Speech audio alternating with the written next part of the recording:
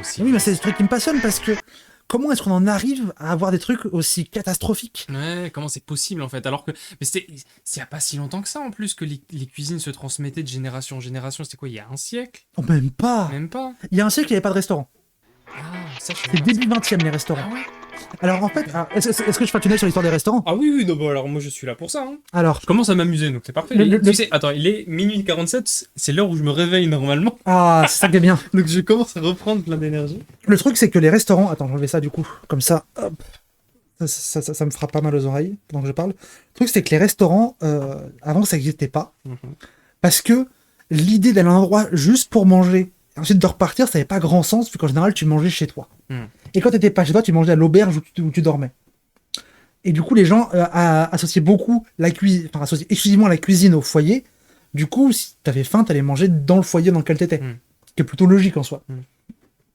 Et les premiers à faire ça, je crois que c'était la mère Poulard la première, ou la mère Gros, je sais plus. C'était des meufs qui disaient bah putain, moi je cuisine bien. Il y a des gens des fois du village qui viennent juste pour manger une fois parce qu'ils ont pas le temps ou quoi.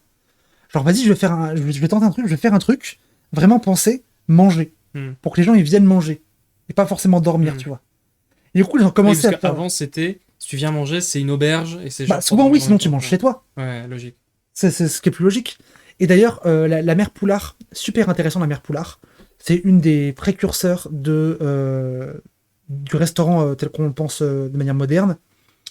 La mère Poulard avait un fonctionnement qui était extrêmement communiste, avant même le communisme. La mère Poulard disait faire payer les gens, ça lui paraissait bizarre. Du coup, ce qu'elle faisait, c'est qu'elle servait les gens. Quand les gens demandaient, genre, c'est combien, vous prenez pas de notes ou quoi, vous notez pas, elle disait non, vous savez bien combien c'est à peu près. Et elle disait que des fois, les gens, ils partaient sans payer et elle s'en battait les couilles. Elle disait qu'elle demandait pas aux gens de payer. Pas le même aussi. Le coût de la vie n'était pas le même. Et puis, c'est des places très simples. C'est genre 2 œufs dans une poêle. Ça va. Et que, notamment, elle disait que, en fait, même les gens qui se barraient sans payer, en fait, la plupart du temps, le lendemain, elle recevait un chèque par la poste parce qu'ils se sentaient coupables. Parce qu'ils disaient quand même, c'est pas sympa, etc., etc. Et il y avait un côté très... genre, en fait, c'était à la limite entre l'auberge et la soupe populaire, le restaurant. Pour le coup, servir à aller faire manger pour les autres, la soupe populaire le faisait. Il n'y avait pas soupe populaire, et à l'époque, c'était plutôt les églises qui s'en occupaient. Parce que c'était avant 1905, du coup, séparation de l'église et de l'État. Et il y avait un côté, dans les premiers restaurants, un côté cuisine de bonne femme, tu vois.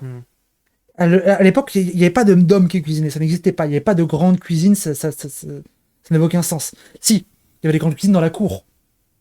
Mais il n'y a pas de restaurant où t'allais pour payer un truc. Parce qu'à la cour, les gens qui mangeaient, ils payaient pas. Les courtisans qui venaient, ils payaient pas. Personne payait.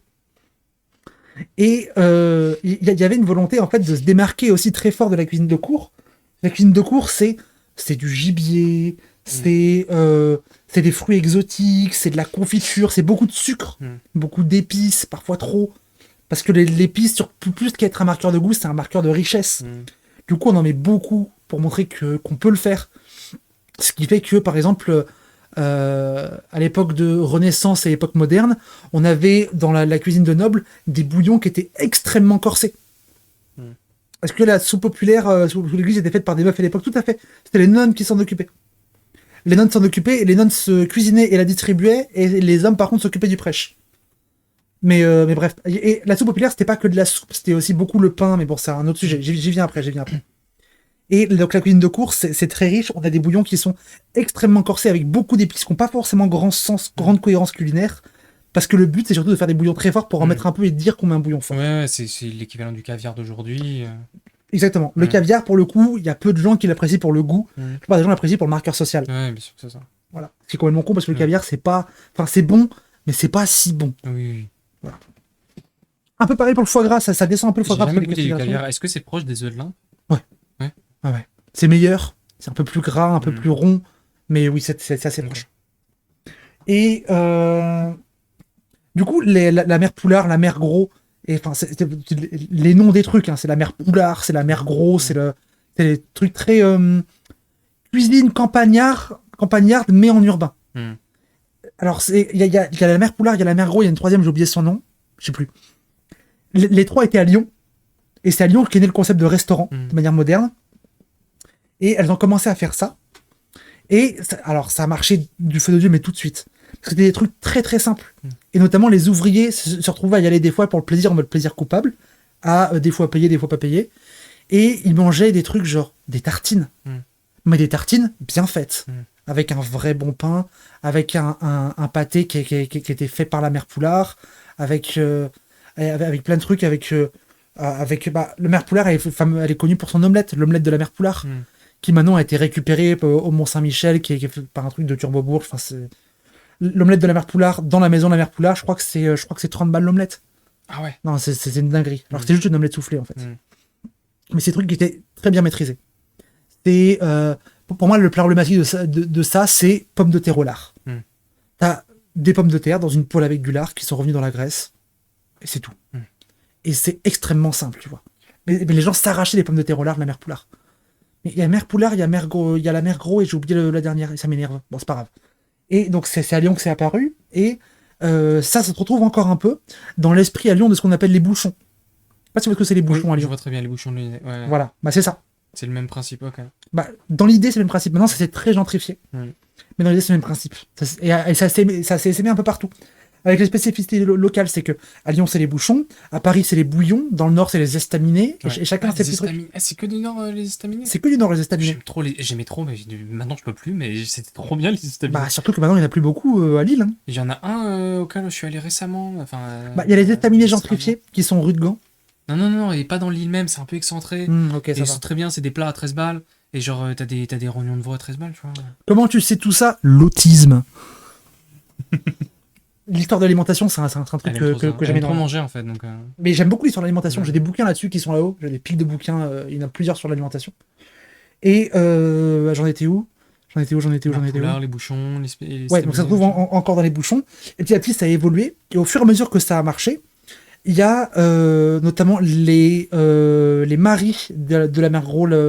Alors, mère Poulard, moins, parce qu'il y a vraiment gardé le côté mère Poulard. Mais notamment, la mère Gros, c'est devenu les trois gros, où il y avait elle, son mari et sa sœur. Et très vite, c'est le mari qui a pris la couverture médiatique.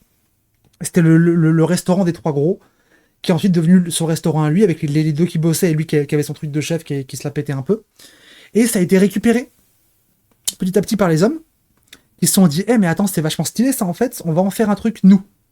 Et qui ont commencé notamment à tisser des liens entre la cuisine de restaurant de l'époque, du coup très populaire, et la cuisine de cour. Parce que la cour commence à se casser la gueule, 1789, etc. 1789, c'était bien avant, mais l'aristocratie est complètement en perte de vitesse, notamment à cause de la guerre de 1870, où les jeunes aristocrates sont tous partis au front, il y en a beaucoup qui ne sont pas revenus. Et il y a plusieurs mouvements sociaux, il y a comment ça s'appelle ? Il y a les différentes alternances entre monarchie et république, la révolution de juillet, la monarchie des 3 jours, ces trucs-là qui font des grosses instabilités.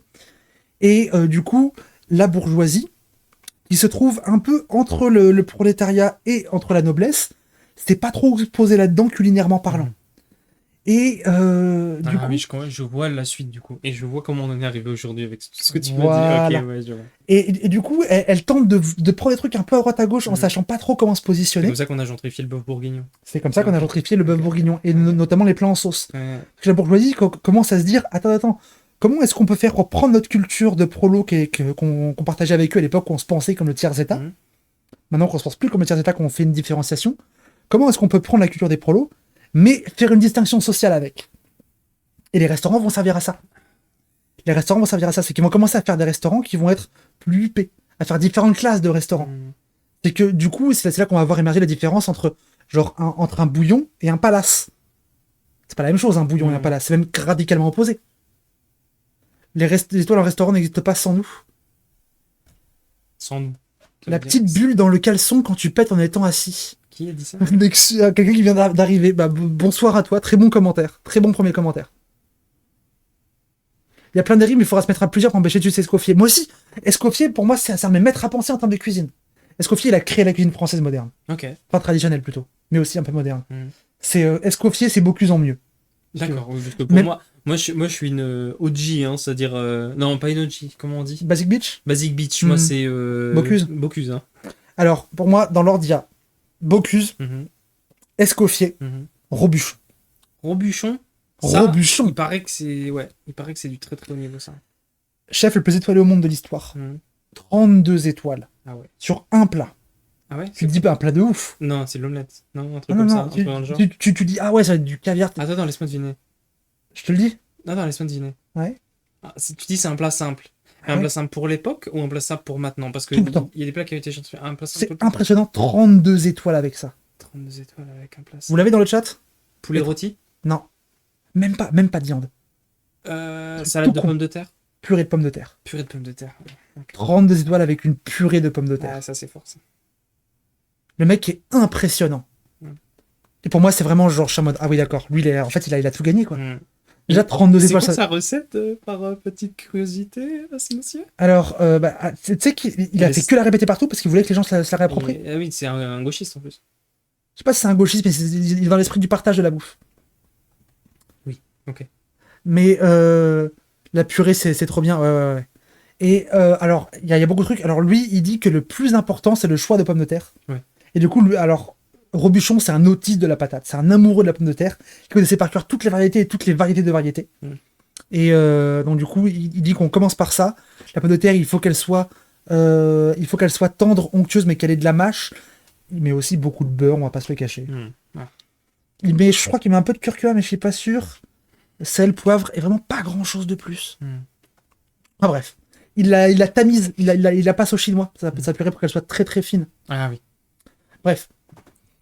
J'en étais où du coup dans mon truc historique? Oui. Donc les bourgeois commencent à récupérer un peu à droite à gauche, à se distinguer, à dire on fait pas la cuisine de cour parce qu'on veut pas que ce soit réservé à une élite, on veut que ce soit accessible théoriquement à tout le monde, mais dans la vision bourgeoise, donc avec un paywall à l'entrée.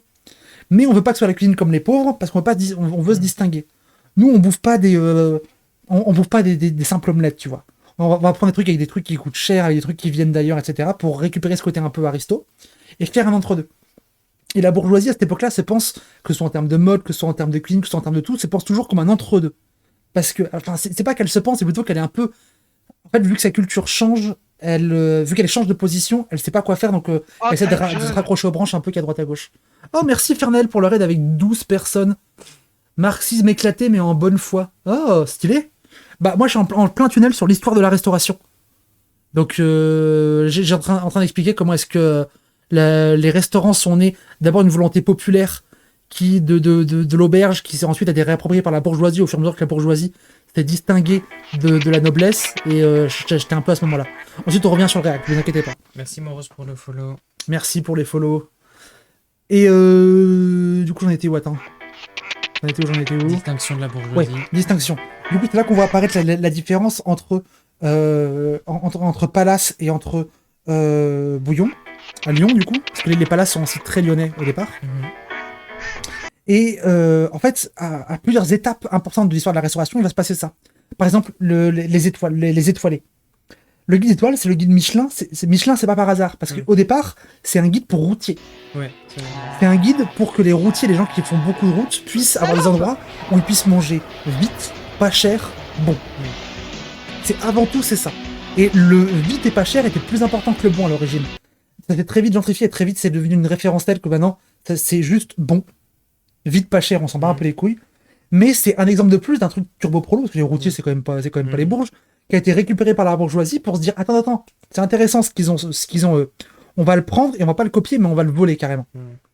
Parce que c'était plus les trucs genre quand t'achètes quand tu te prends genre le ch'ti à Lille ou le petit futé à Lyon ou je sais pas comment il s'appelle le truc à Paris, les petits guides comme ça.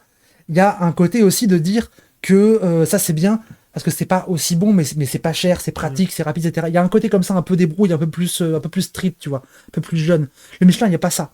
Le Gaultier Mignot, c'est pareil, il y a pas ça. Ça récompense pas le même type de cuisine, mais c'est dans les deux cas c'est des trucs de bourgeois.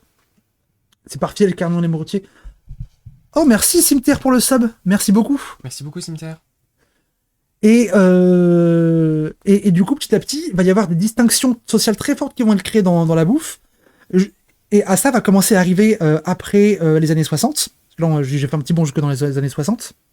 Non, je vais faire un tour en arrière avant. Avant, je vais passer par la Seconde Guerre mondiale. La Première Guerre mondiale a eu un impact sur la reféminisation des métiers de la cuisine parce que les hommes étaient au front et que les femmes tenaient toute l'industrie. y compris l'industrie culinaire. Ensuite, il y a eu l'entre-deux-guerres, qui était une période à la fois faste et à la fois marquée par, alors en France moins, mais aux États-Unis, qui était marquée par la prohibition. Donc, qui était aux États-Unis, par exemple, ce qui est intéressant, c'est que la prohibition a créé ce qu'on appelle les speakeasy, qui étaient des bars clandestins où les gens allaient boire de l'alcool discrètement de manière illégale. Et les speakeasy, du coup, servaient aussi à manger, mais servaient à manger de la bouffe qui, du coup, n'était pas encartée par les normes d'hygiène. Donc, vous pouvez servir à peu près tout et n'importe quoi. Donc, on a pu voir apparaître des trucs qui n'avaient aucun sens de manière d'hygiène. Donc, où parfois, les gens travaillaient genre des têtes d'animaux qui n'étaient pas censées être consommées, plein de trucs un peu what the fuck. C'était quelle année, tu dis? Ça, c'est années 20-30. Années 20-30, ah ouais, quand même. C'est l'entre-deux-guerres. Okay. Ouais. Arrive la Seconde Guerre mondiale, et en Amérique et en Europe, il se passe deux choses très différentes. La première chose, c'est que en Europe, on a pas de la famille, mais on a des grosses privations. Parce que la majorité de la production est envoyée en Allemagne. Et nous, ici, c'est le rationnement, c'est l'étiquette de rationnement. Et du coup, ce que ça veut dire le rationnement, ça veut dire surtout le marché noir. Du coup, va se développer un marché noir, mais un marché noir, du coup, de produits qui vont être le moins périssables possible. On va y avoir un retour en force de la réflexion sur comment on fait pour conserver de la bouffe, et conserver de la bouffe à bas coût et sans matériel. Du coup, on va avoir un renouveau à cette époque-là de la charcuterie, des produits en boîte, de ce genre de trucs, parce que du coup, il y a besoin que ça se conserve au marché noir, parce que ça peut rester plusieurs semaines dans un placard planqué, il n'y a pas forcément tout ça. En plus, il n'y a pas de frigo à l'époque, les frigos, ça arrive bien après. Comme à l'époque, comme on conservait les choses aussi, c'est un peu particulier. À l'époque, les gens vont faire les courses tous les matins. Tous les jours, tu fais les courses. Tu fais pas les courses de tous les jours, mais genre, il y a plein de techniques sur comment on fait pour conserver du pain, comment on fait pour conserver plein de choses différentes. Et la famine va amener à se rapprocher d'une manière de manger plus ancienne à l'époque où il n'y a pas l'industrialisation. On va redécouvrir notamment les topinambours comme légumes. On va tenter de se dire, est-ce qu'on peut pas bouffer du chat en fait? Ouais. On va tenter de se dire, les pigeons, est-ce que ça se mange pas? C'est là où c'est arrivé le pigeon? Non, le pigeon c'était déjà avant, mais c'est pas les mêmes pigeons. Les pigeons, lui, c'est pas les mêmes que les pigeons de chasse.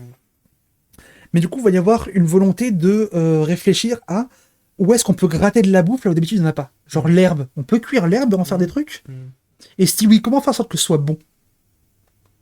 Les restaurants, ils vont être aussi un peu en perte de vitesse parce que, avec le ticket de rationnement, les gens vont plus trop pouvoir aller au restaurant. Et ceux qui vont pouvoir y aller, c'est soit les officiers, soit les bourges, soit les collabos.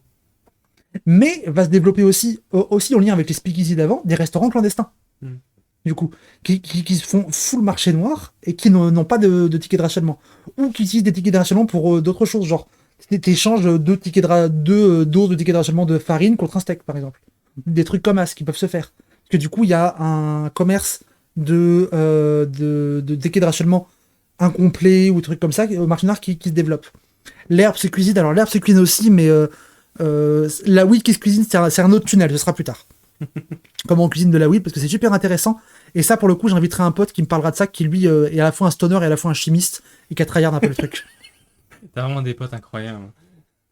Je le connais en plus. C'est l'aigle qui m'a aidé à déménager, je dis pas de nom, mais c'est un aigle. Ah oui, oui. Ouais, on dit pas de nom. Et du coup, il va y avoir un rapport à la bouffe qui va se changer par rapport à ça aussi. Ensuite, quand on sort de la guerre, le truc c'est que le pays est en ruine, faut tout reconstruire. Et du coup, on a besoin d'avoir une cuisine qui est efficace, qui est rapide et qui met les gens au travail. Du coup, on va avoir toujours beaucoup de trucs en boîte, beaucoup de trucs préparés vite, et on va apprendre aux gens à cuisiner efficace, rapide, pratique. On va avoir beaucoup de réindustrialisation, beaucoup d'usines, etc. Et il y a aussi que les bourgeois ont arrêté d'avoir des serviteurs chez eux et hop, ils se sont mis à manger au resto. Ça dépend, parce qu'à l'époque, il y a déjà des chefs particuliers. Et les serviteurs, c'est pas les bourgeois, c'est plus les nobles. Ouais, c'est les aristos. Ça dépend. Mais je vois ce que tu veux dire, Shazam, mais c'est pas entièrement faux. Mais ensuite, après la reconstruction du coup de l'après-guerre, va y avoir les 30 Glorieuses. Les 30 Glorieuses, ça va marquer deux trucs. Ça va marquer une période de faste, déjà. Et surtout, ça va marquer l'arrivée de l'électroménager. Ça change énormément la manière de cuisiner. L'électroménager qui, d'ailleurs, s'était vendu à l'époque sous des arguments féministes. De dire, on libère la femme du travail domestique. Libérez votre femme, achetez-lui un Thermomix. Le truc de We Can Do It, c'est... Le truc qu'on disait tout à l'heure, le capitalisme crée un problème, c'est-à-dire la femme est au foyer, c'est elle qui s'occupe de la bouffe. C'est plus ancien que le capitalisme, pour le coup, la femme au foyer. Et du coup, il apporte la solution également, c'est-à-dire le Thermomix.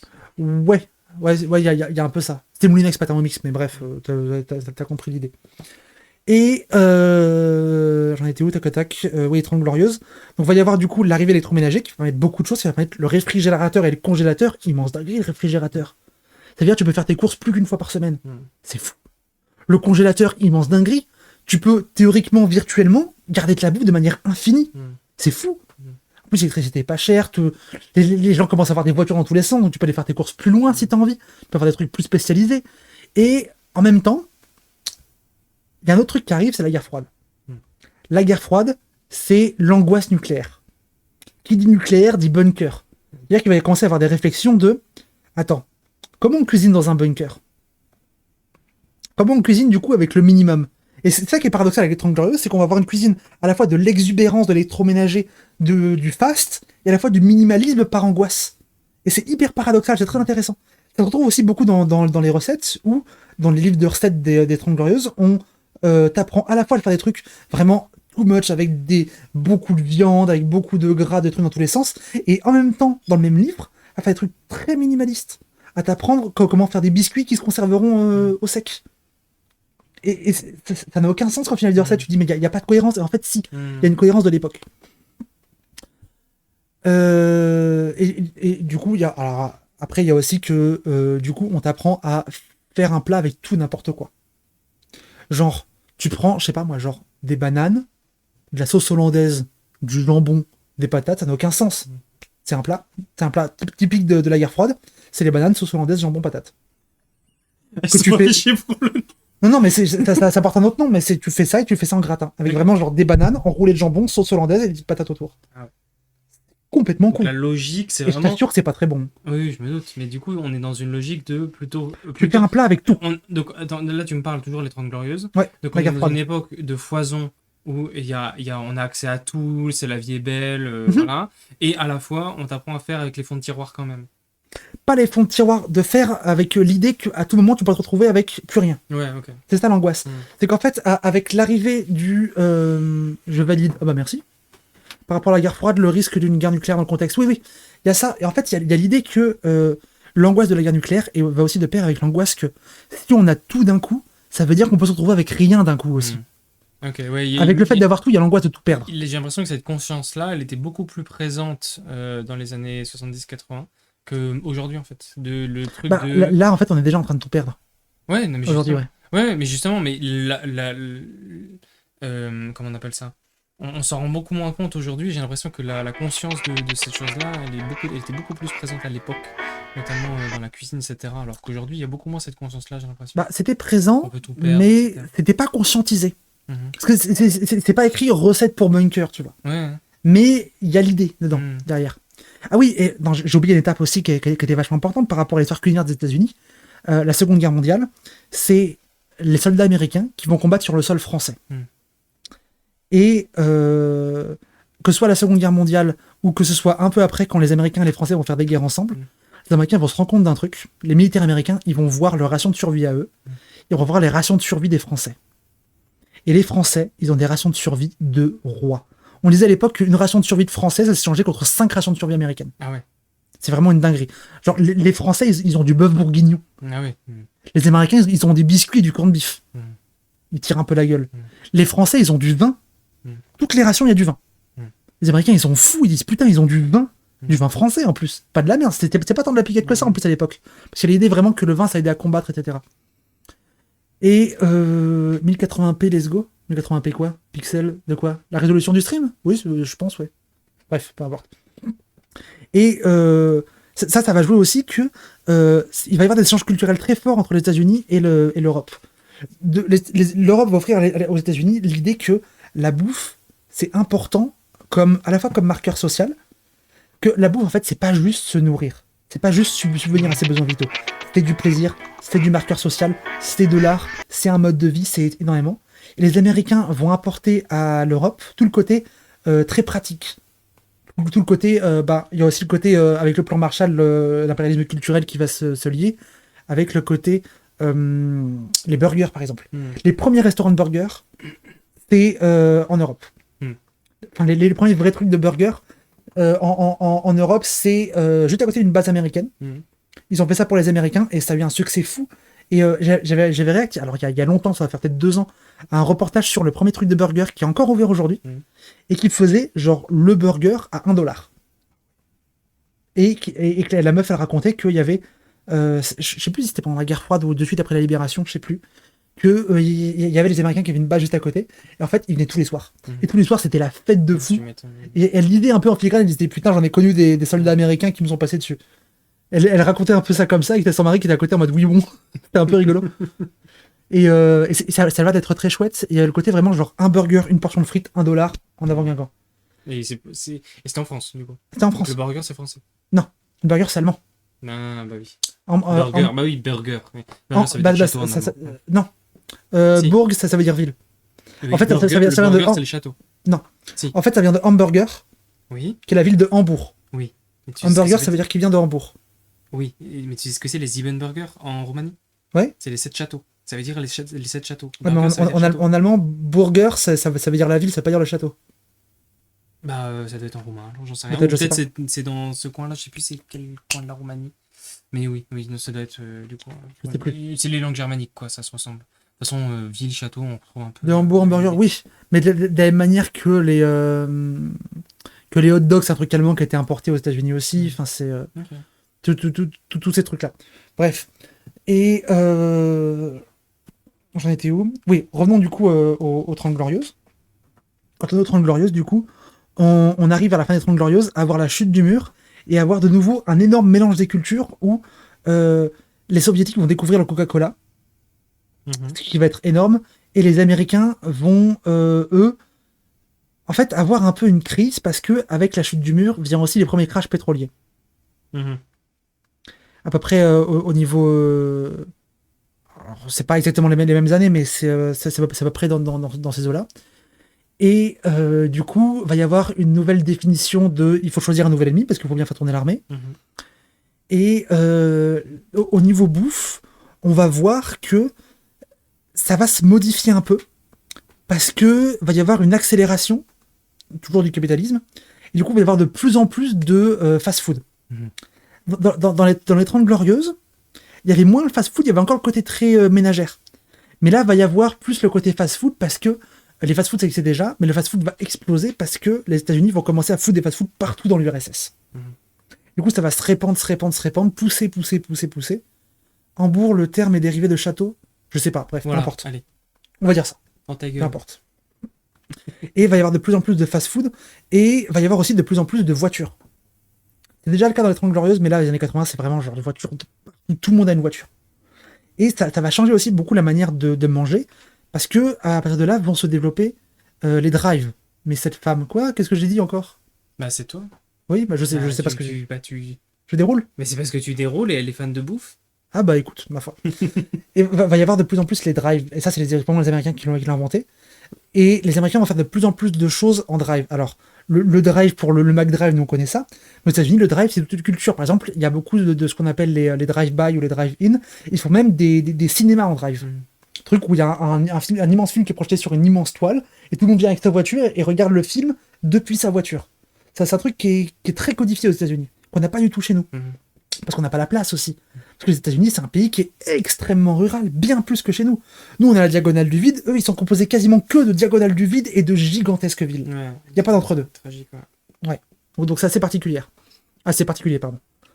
Et les ricains, du coup, vont avoir de plus en plus de voitures, et les choses vont se développer de plus en plus autour de la voiture, que ce soit autour de l'urbanisme, mais aussi autour de la bouffe. On va avoir les courses en drive qui durent pas tant de temps que ça, parce que ça marche pas très très bien, parce que maintenant ça marche bien parce qu'il y a Internet, mais avant ça marchait moyennement. Enfin genre, il fallait entrer, dire ce que tu voulais, attendre que les gens aillent te le chercher, ça marchait pas bien. Par contre, les fast-food et les restos en drive, ça marche bien, ça marche vraiment bien. Et il y a de plus en plus du coup de fast-food et de moins en moins de restaurants. Les restaurants aux États-Unis, ça revient maintenant, mais à une époque c'était compliqué. Hein. C'est compliqué, c'était... J'ai faim du coup d'entendre parler de burger, de bœuf bourguignon. Je comprends. Moi c'est le stream où les gens ont faim. J'ai une emote pour ça. Abonnez-vous, il y a une emote pour j'ai faim. Ouais, t'appuies direct. Ah bah oui, mais c'est Winnie l'ourson qui Abonnez-vous, je pense 50%. Mon emote j'ai faim, c'est Winnie l'ourson qui se prépare à manger, c'est mignon. Bref. Du coup, il y a de plus en plus de trucs avec la voiture qui se font, et ça va aussi changer la manière de faire parce que, du coup, quand tu manges dans ta voiture, il faut un truc qui se mange de manière, déjà avec les doigts, et qui soit pas trop salissant. Parce que souvent, les gens, ils mangent, genre même les petits-déj, aux États-Unis, il y a beaucoup de gens qui prennent leur petit-déj dans leur voiture en allant au boulot.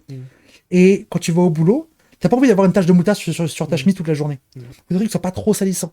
C'est pour ça qu'il y a beaucoup de choses qui vont être dans de la pâte. Des burgers, des... comment ça s'appelle? Des burritos. Pas de tourte? Bah, Parce que la alors, tourte, c'est littéralement dans de la pâte, donc... ouais, mais c'est moins facile à manger. Bah ouais. Non, par contre, il va y avoir des hot pockets, ce qu'ils appellent.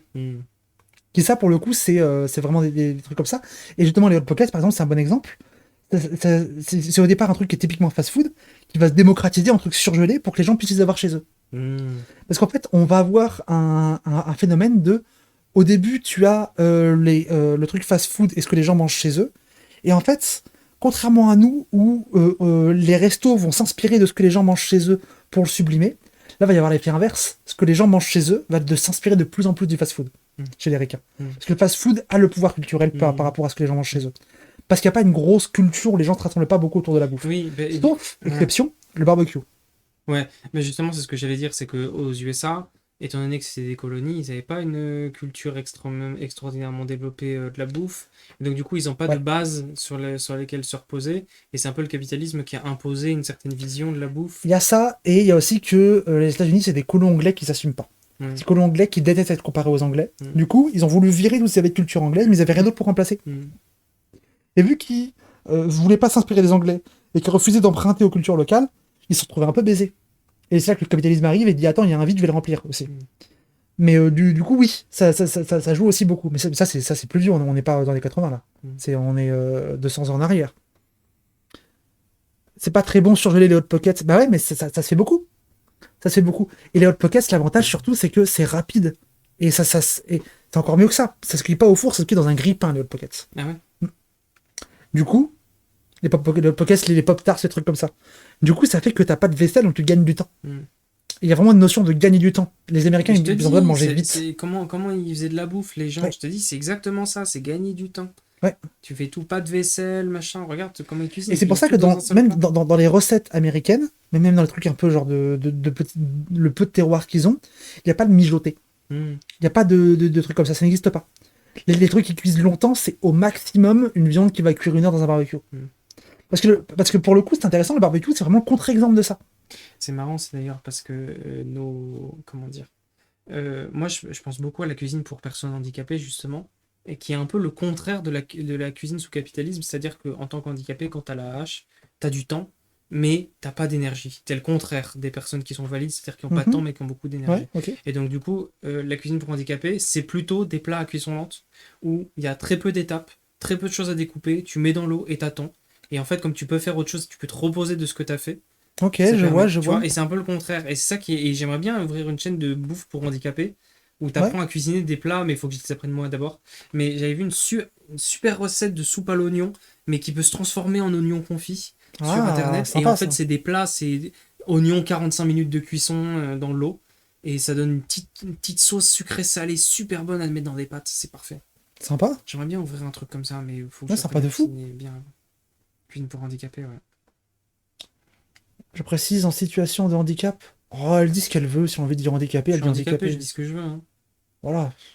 Bref, peu importe. Et du coup, ouais, donc les années 80, ça aide beaucoup la voiture. Le fast-food qui va s'introduire dans les cuisines américaines. Et les années 90, c'est le moment de la désillusion. C'est le moment de la désillusion, c'est le moment de l'angoisse du nouveau millénaire, le bug de l'an 2000, etc., etc. Et du coup, on repart un peu dans une ambiance guerre froide bizarre. Dans la bouffe aussi. Avec du coup le retour des trucs beaucoup en boîte, beaucoup trucs très rapides. Je pense notamment où les Américains ils font beaucoup des trucs genre c'est des sortes de grands tubes en carton et tu l'ouvres à l'intérieur, il y a de la pâte pour faire genre des beignets, tu vois. Ou des croissants, des trucs comme ça. Okay. Ça apparaît beaucoup dans les années 90. Okay. Et dans les années 2000 commence à arriver Internet. 2000-2010. Et là, ça va tout révolutionner parce que les gens vont partager des images de bouffe. Et là, ce que ça va changer, c'est que va y avoir du coup notre culture de la bouffe qui va se développer, qui va pas être une bouffe bonne, qui va être une bouffe belle. Mais belles sont les standards américains. Mais tout ce que tu racontes, ça révolutionne tellement. En fait, ça parle tellement. C'est tellement logique en fait. Mais j'avais pas mis les mots dessus. Et maintenant, oui. Et c'est parfaitement logique avec les émissions comme Top Chef, etc. Machin. Est-ce que, du coup, dans les restaurants avant, t'avais cette notion de bien présenter un plat? Ou alors, Non. non, Enfin, justement, t'avais pas ce truc-là de bouffe belge? si, mais bien présenté, ça veut pas dire la même chose. Ouais. À l'époque, Oui, bien voilà. présenté, ça veut pas dire fait au cordeau avec une Ouais, pince. voilà, ça veut pas dire Instagrammable. Non. Voilà. Mais alors, là, du coup, je pars en tunnel sur la bouffe américaine, mais je reviens sur la bouffe européenne après, si tu veux. Mais le truc, c'est que quand je dis un truc de la bouffe belge, c'est la bouffe belge selon les Américains. C'est-à-dire que du coup, très vite, ça va partir en ce qu'on appelle le food porn. Et le food porn américain, avec genre de la crème de cheddar qui coule dans tous les sens, avec des trucs très brillants, très coulants, très gras, des trucs que, en final, les gens qui les font et qui les filment mangent assez rarement. Hmm. Un truc que personne ne mange. Mais parce qu'il y a un côté, genre, ça active un côté très dopamine. Et les Américains étant des Américains, quand ils comprennent qu'un truc marche, ils disent, ok, comment je le fais en fois 1000. Ouais, ok. Et du coup, ils en font des tonnes et des tonnes et des tonnes et des tonnes. Et au bout d'un moment, le fait de faire toujours plus gras, toujours plus visuel, etc., va y avoir du coup les problèmes d'obésité qui vont finir par Hmm. arriver et qui vont finir par être conscientisés comme un enjeu de santé publique. Hmm. Et là, il va y avoir autre chose qui va se jouer, c'est que du coup, pour les bourgeois, ils vont se dire, ah, là, il y a moyen de se distinguer. Parce que nous, on peut être en bonne santé quand les Hmm. pauvres, ils ne le seront pas. Donc Et, par la et- minceur. et là, c'est le LC qui arrive. Dans les années 2000-2010, c'est là qu'il y a le truc de Mais l'anorexie qui pourquoi va tu m'as s'arriver. pas raconté tout ça avant? Parce que du coup, j'aurais pas essayé de faire ces sèches et j'aurais pas essayé de perdre du poids si tu m'avais dit ça avant. Bah oui, mais c'est pour ça que T'aurais je dû stream. attendre que ce soit l'autre qui me raconte tout ça alors que t'aurais pu me convaincre comme ça. Oui, mais Tu parce que, m'expliquais tout. parce que quand l'autre est dans la pièce, j'arrive pas à en placer une aussi. Non, mais pas quand elle est dans la pièce. Ah ouais. Mais bref, et du coup, il y a une distinction de dire, nous, on n'est pas comme ces prolos qui sont gras. Hmm. Nous, on va être fin pour montrer que nous, on est en bonne santé parce que il y a un côté aussi où il y a tellement une déspiritualisation et une perte de savoir ce que c'est que manger que savoir manger devient un signe de richesse. Hmm. Et du coup, de dire que nous, on va montrer que nous, on sait se nourrir. Désolé la personne qui faisait du mépris de classe avec les Américains tout à l'heure, ce n'est pas contre toi, Non, non, ce non, n'est non, pas pas du tout, pas du ciblé, tout, pas du tout. ce n'est pas une balle perdue. Et puis, à partir des années 2000-2010, avec Internet, la bouffe européenne et américaine va commencer à se fusionner. Et les différences vont commencer à se gommer aussi. Et au final, maintenant, la bouffe américaine et européenne commence à être très très proche sur beaucoup de points. Il y a beaucoup d'échanges qui sont faits qui peuvent être très intéressants parce que les Américains sont très forts sur plein de trucs. On parlait du barbecue, les Américains nous mettent une drill en barbecue, ils sont trop forts. Donc, j'ai 44 kilos pour 1m78, j'ai un bourge qui s'ignore. Mais ça marche pas Alors comme non. ça. Alors justement non. Justement non. Parce que, justement, j'y viens, Corvette. 44 pour 1m78. Ah oui, force à toi. Hein. Ouais. Franchement, courage. Ouais. Et parce que justement, du coup, les bourges vont commencer à se dire, attends, mais du coup, devenir mince, ça peut devenir un enjeu. Mhm. Et du coup, ils vont commencer à insulter, à schémer tous les prolos qui sont gros parce que ça devient une excuse. Mhm. Parce que ça devient une excuse de les insulter en disant que c'est pour leur bien, parce que c'est pour leur santé. Putain. Et Tu donc, vois le truc de bâtard. Le Mais paternalisme. en fait, tu fais le lien avec aujourd'hui, en fait. Parce Avec qu'on- Alexis Tchou. Parce qu'on y arrive aujourd'hui, là, on est 2000-2010. là. Oui. Non, mais du coup, ça fait le lien avec aujourd'hui. Et les Américains, enfin les Américains, ils vont pas juste être minces, ils vont devenir maigres. Ouais. Ah, ils étaient maigres à l'époque. Tu vois ce que c'est le pro-ana, Oui, ça me dit un truc. l'apologie de l'anorexie. Ouais, c'est ça. Ouais. C'est ça. Et ça, c'est un truc de Bourges, du coup. Bah, Enfin, alors. à la base, non, en tout cas. justement, non. C'est que c'est pas un truc de Bourges, mais c'est que les Bourges étaient minces et les prolos se sont dit merde, il faut qu'on soit mince. D'accord. Mais vu que c'est des Américains, ils savent pas doser. Oui. Donc de mince, ils se sont dit, du coup, si on est plus mince que mince, c'est plus mieux que mieux. Oui. Donc ils sont devenus maigres puis squelettiques. Ok. Avec du pro-ana, avec l'idée de dire que Mais du coup, le pro-ana, c'est de la violence de classe intériorisée. En gros. pas que, mais aussi. Ah, ok. Ouais. Mais aussi. Ok. Et il y a aussi qu'en fait, les Bourges, ils ont utilisé la bouffe, mais pas que la bouffe pour ça. Ils ont utilisé notamment la mode. Ouais. Parce que t'as Le design des fringues, le Bien fait que sûr. les fringues, ça fait pour des personnes minces. taille basse, Ouais. string ficelle, tu peux pas porter ça quand t'es grosse. Ouais, bien sûr. Enfin, si tu peux, mais force à toi. C'est pas simple, hein, parce Ouais. que la forme d'un corps gros va faire que tu portes un taille basse string ficelle, le jean te finit sur les hanches. Sur les genoux, pardon. Donc tu finis cul nu, donc c'est compliqué. Et du coup, va y avoir aussi. Ah oui, il y a Sylvestre qui dit un truc intéressant aux Olympiques aussi, c'est que avec ça, il va y avoir un autre marché qui va se créer, du coup. Il va se créer le marché parallèle des coupes fins. Parce que c'est les coupes fins. Ouais, ça Mais d'autres qui coupent la faim, qui sont les pires trucs addictifs. C'était de la merde. J'ai jamais entendu parler de ça. Alors Ah, que c'était vraiment j'ai dit affreux. que des trucs pour perdre du poids pendant longtemps, Et ben, mais c'était bien que je sois pas tombé dessus parce que bah, j'aurais pas pris. c'est genre opioïde tiers. Ok. Ouais. Et ça va servir du coup comme une manière médicalisée et chimique de contrôler les corps des pauvres. Alors ça va être vrai particulièrement vers les femmes, parce que c'est surtout sur la féminité que le dictat des corps va être le plus fort, mais ça va être aussi vrai pour les mecs, parce qu'un mec gros, ça se fait pas. Là où la différence, c'est que les mecs doivent être musclés, là où les femmes doivent être maigres à l'époque. Et du coup, le pro-ana, l'idée que, par exemple, à l'époque, on trouvait ça hideux, une femme qui, quand elle était debout, elle avait les cuisses qui se touchaient. Il fallait qu'il y ait un trou, là. Le side gap, ça s'appelle. Putain, saloperie. Et je sais que moi, un des trucs qui m'inquiète de fou, c'est que vu que le Y2K est en train de revenir, je suis en mode, le Y2K, la mode millénial, ouais.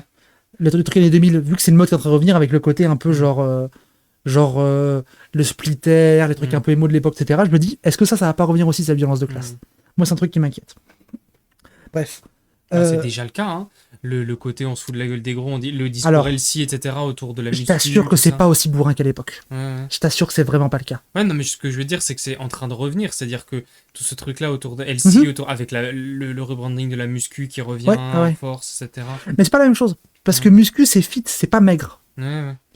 Parce que les maigres, on les appelle les corps de phase, mais il n'y a pas le côté. Mais du coup, tout le fait qu'il y ait une possibilité, bon, qui soit assez cher, mais qu'il y ait une possibilité assez simple de, entre guillemets, perdre du poids et de quitter le corps gros, facilite le harcèlement des personnes grosses en disant, mais c'est un choix, en fait, le fait que tu sois gros, et non pas une conséquence de ta vie, tu pourrais changer, etc. Et au final, c'est une ça a toujours été.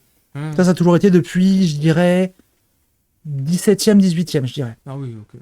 La honte de la grosseur. Parce que, en fait, la grosse différence, c'est que avant le 17e, 18e, être gros est un signe de richesse. Bah, c'est exactement ce que j'ai dit. Quand t'étais mec, t'étais soit pauvre, soit tu travaillais au champ. Ouais, c'est ça. Et ça s'est inversé quand, en fait, être gros est devenu accessible par la malbouffe, notamment. Alors, du coup, c'est pas forcément que 17e, 18e, mais être gros est devenu accessible aux pauvres parce qu'ils avaient accès plus facilement à des graisses dans leur alimentation. La malbouffe, c'est assez récent, non? Parce que moi, tu vois, j'ai ma famille... Il y a pas ce que t'appelles malbouffe, en fait. Non, mais ce que je veux dire, le fait que les prolos, ils soient gros à cause de la malbouffe, c'est 21e siècle, en fait. Non, c'est 20e. C'est 20e? Ouais, c'est vraiment 20e. Parce que moi, j'ai des gens de ma famille, tu vois, qui ont comment on appelle ça, qui ont sauté une classe, tu vois comment on dit, qui sont devenus des bourgeois, c'est des prolos avant. Et justement, c'est des gens qui ont des corps assez opulents. Et en fait...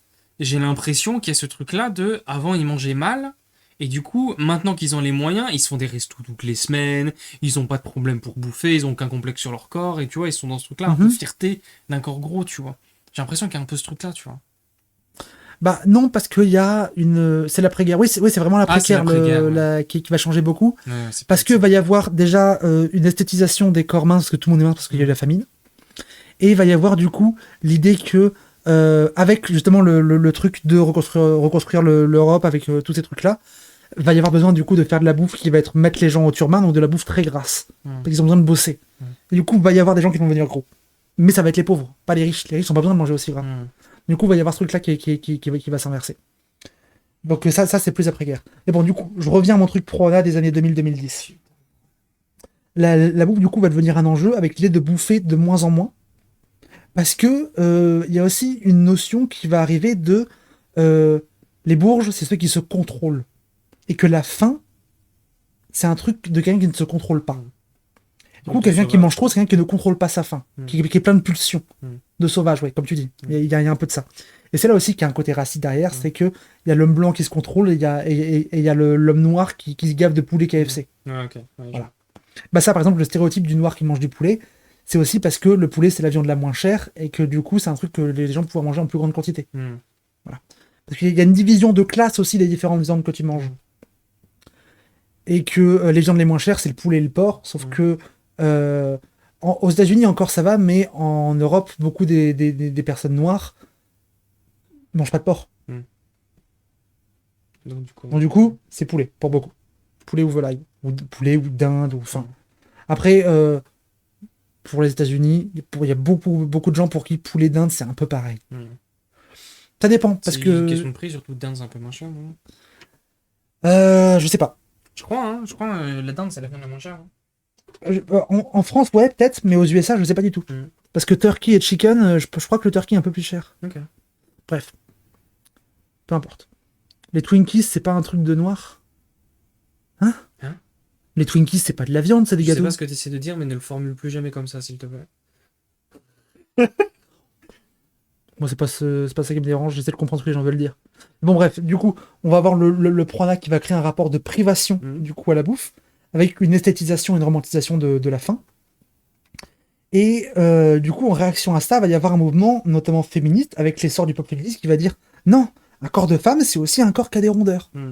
Et on va voir du coup le côté un peu body posy qui va arriver beaucoup par la musique, beaucoup par les clips musicaux, avec Megan Taylor, avec des comment dire, avec des gens qui vont avoir des corps qui vont être pour l'époque en tout cas qui vont être plus size, alors que genre c'est des corps normaux, tu vois, mais qui vont plus assumer, qui a un côté plus retour à la nature, etc. Et ça va aussi changer l'alimentation avec un côté genre on a le droit de se faire plaisir. Et en fait, revenir à la nourriture, c'est avant tout un plaisir. Et on en arrive après aujourd'hui, où maintenant, j'ai moins suivi la méta bouffe américaine. J'ai un peu moins suivi. Et par contre, du coup, sur le rapport entre Américains et Europe, avec l'arrivée d'Internet et le fait qu'il y a eu des facilitations via le carburant qui était de moins en moins cher, des voyages entre les deux, des échanges culturels, qui avait déjà commencé un peu avec le plan Marshall, mais qui s'est accentué au fur et à mesure des années, et de l'américanisation culturelle de notre société. En tout cas, c'est cool ces échanges des points de culture. Ah, merci. Et du coup, va y avoir l'idée que les Américains, au début des années 2000, c'est vraiment the place to be en termes de bouffe, et fin des années 2000-2010, c'est les ringards qui mangent trop, parce que c'est les gros. Parce que va y avoir aussi, qui vont arriver en France, les Super Size Me, les comment ça s'appelle, les Michael Moore, des trucs comme ça, les documentaires des documentaires très chocs, qui vont faire peur. Et parce qu'en France, les médias et les bourgeois vont se rendre compte, avec 5 ans de retard, que attends, mais il y a des McDo partout en fait. Faut qu'on tabasse les McDo médiatiquement. Et qu'on va sortir des trucs genre oui, McDo c'est la pire merde, c'est affreux parce que ceci, parce que cela, alors que les McDo français sont les meilleurs McDo du monde. McDo, en fait, aux goûts locaux, à tout point de vue. Par exemple, nos McDo en France sont les plus beaux en termes d'architecture du monde. Parce que quand ils ont commencé à arriver, McDo, ils ont fait des trucs très américains avec les boules de plastique, etc., hideux, de couleurs claires dans tous les sens, personne ne voulait rentrer dedans. Du coup, ils ont changé. Tu vois, les McDo maintenant, c'est genre bois, verre bouteille, trucs très sobres. Et ça, il n'y a qu'en France qu'il y a ça. Partout ailleurs, c'est les trucs dégueulasses avec les couleurs criardes. Le goût, c'est pareil. C'est que quand tu vas dans les menus signature des McDo, il y a du comté, il y a de la tome de Savoie. Il n'y a pas ça ailleurs. Il n'y a vraiment pas ça ailleurs. Et McDo, ils ont toujours dit, là où on va, on s'adapte au goût. Tu vas à un McDo en Inde, il y a des burgers au curry. Et tout le monde trouve ça normal. Les gens se posent même pas la question que c'est une particularité. Donc, mais du coup, vu qu'en plus il y avait une adaptation et du coup un début de ce que les bourgeois ont interprété comme un possible pillage de leur patrimoine culinaire à eux, ils se sont dit oula c'est dangereux, faut qu'on défonce ça. Donc le fait qu'il y ait en plus les Super Size Me, les trucs de Michael Moore, là, je sais plus comment ça s'appelle le docu de Michael Moore sur l'obésité aux États-Unis. Ça me dit un truc, mais je sais plus comment ça. Je sais plus. J'avais vu Super Size Me, mon daron me montrait ça. Il est terrifiant Super Size Me. Ouais, ça fait peur. Ouais. Et donc quand il vomit dans la voiture, là, je me souviens. Ah ouais, ça c'était affreux. Puis moi, j'ai jamais réussi à le finir, le film, il me fait trop mal. J'ai trop d'empathie pour le mec. Non, mais je le vois en souffrance. Et moi, voir un mec en souffrance en sachant que c'est pas joué, j'ai du mal. C'est dur. Et du coup, va y avoir une diabolisation très vite de la bouffe américaine. Et là, ça commence à revenir. Parce qu'il y a le côté un peu d'équilibrisation où on se rend compte qu'en fait, manger un truc hyper gras, si c'est de temps en temps, ça va. Et qu'il y a une romantisation d'autres types de bouffe que les Américains ont repris. Les Américains ont repris beaucoup... en fait, ils ont accepté notamment l'impérialisme culinaire de l'Asie, de la Chine et du Japon. De la Chine et du Japon qui ont deux strates très différentes. Le Japon, ils ont... je n'ai pas du tout parlé de l'histoire culinaire de l'Asie aussi, qui est intéressante sur tout le XXe siècle. Il y a... le Japon va chercher à donner une image de dire on va essayer de trahir la perfection à chaque bouchée. Chez nous et chez les autres, parce que le Japon c'est des colons. Ils ont aussi le truc de dire on va essayer de faire en sorte d'exporter que les trucs de chez nous qui sont incroyablement bien en termes de bouffe. Ça va être les sujets qui sont très très carrés. Ça va être par exemple un truc très connu que le Japon ils exportent, c'est le wagyu, le bœuf wagyu. Tu vois ce que c'est? Ça me dit un truc, ouais. C'est quoi? C'est un type de bœuf qui est vraiment le bœuf le plus cher du monde. C'est un bœuf, c'est une race de bœuf qui fait un bœuf qui est extrêmement gras, très marbré, avec beaucoup de filaments gras entre les muscles, et qui est très très cher. Mais qui est très bon. Moi, je trouve qu'il est pas aussi bon que les races qu'on peut avoir en Écosse. Enfin, si, il est aussi bon, mais il est beaucoup trop cher par rapport à ce qu'il est. Et du coup, le Japon va beaucoup exporter ça. Mais du coup, avec l'idée on exporte l'excellence pour avoir une image de genre qualité japonaise incroyable. Quelqu'un qui est un peu dans leur culture. La Chine va faire un truc complètement différent. La Chine va dire, nous, ce qu'on veut, c'est pas convaincre les Européens, c'est bouffer nos voisins. Ce qu'ils vont faire, et ça, c'est un truc qui a vraiment été pensé par les ministères de la culture chinois, ils vont envoyer plein de thunes et même plein de gens pour faire des restaurants un peu partout en Europe en disant, ce que vous faites des trucs pas chers, des buffets à volonté, des trucs comme ça, où vous cuisinez plein de plats de toute l'Asie et vous appelez ça restaurant chinois. Ouais, voilà. Et ça c'est un truc qui a été pensé. Et du coup, c'est ce qui fait que maintenant, il y a plein de gens en France, tu leur montres un truc vietnamien, ils disent, ah oui, je connais, c'est chinois. Ouais. Et du coup, l'Asie a réfléchi son soft power auprès des Européens, en sachant qu'ils sont dominants culturellement, pour convaincre les gens dominants que c'était eux les meilleurs. C'est hyper intelligent. Ouais, c'est hyper intelligent. Et c'est vrai que moi, quand je traîne dans les campagnes françaises il y a quelques années, Ouais. on allait au chinois, quoi. Et moi, Ouais. pour moi genre, dans ma famille et tout, on disait on va au restaurant asiatique, tu vois. Ouais. T'es plus dans la demi-mesure et tout. Et c'est vrai qu'il y a des endroits où c'est on va au chinois, tu vois. Mais c'est marrant parce que du coup, les restaurants asiatiques, t'as deux types. On va au chinois, tu penses à un buffet à volonté. On va au Jap, tu penses à un truc un peu plus cher, Ouais, un c'est vrai. truc bon, carré. Pour moi, on précis. était au buffet asiatique, moi, précisément. Ouais. Parce que- Bah, moi, on m'a souvent dit buffet chinois. Ouais. Et du coup, il y a aussi, du coup, dans les consignes de la Chine, il y avait, quand vous prenez votre restaurant, vous l'appelez genre le dragon impérial, la cité interdite, des trucs qui font référence à la Chine. Pour que dans la tête de tout le monde, toute l'Asie, en fait, c'est un peu la Chine. Toute l'Asie nous appartient culturellement. Ouais, ouais. Et ça c'est hyper intelligent. C'est C'est machiavélique, Moi, même. j'allais faire un parallèle bizarre. Vas-y. Je veux dire, les Chinois aujourd'hui, c'est un peu les Mongols à l'époque. En termes d'impérialisme et Ouais. tout sur l'Asie, tu vois. Ouais, je vois ce que tu veux dire. Je sais pas si la métaphore peut aller très loin, mais je vois ce que tu veux dire. Tu vois. Mais du coup, oui, la Chine a fait ça. Et du coup, deux stratégies qui sont complètement opposées entre la Chine et le Japon. Le Japon qui dit on exporte peu, on exporte qualitatif. La Chine qui dit on exporte au maximum culturellement, on vous envahit. Deux trucs très différents qui sont arrivés aux États-Unis avec, par exemple, aux États-Unis, ils vont prendre les trucs japonais, ils vont faire les California Rolls. C'est les maquis inversés. Que j'adore, hein. Ils sont très bons. Mais qu'un truc qui est typiquement américain, qui se mange pas au Japon. Personne mange ça. Et à l'inverse, les trucs chinois aux États-Unis, ils vont s'adapter en faisant des grandes chaînes. Panda Express, par exemple, qui est très connu pour ça. Et où ils vont du coup aussi beaucoup s'adapter en disant, bah du coup, on va prendre genre des plats chinois classiques, on va foutre de la sauce barbecue dedans. Ce qui est une dinguerie qui n'a aucun sens pour la cuisine chinoise. Ils disent par exemple, on va prendre de la sauce soja, on va foutre du sucre dedans. Parce que ça leur plaira. Soja sucré. Sauce soja sucrée, ça vient de là. C'est américain, du coup, la soja sucrée. Ah ouais, mais c'est vraiment un truc qui est pensé pour les blancs.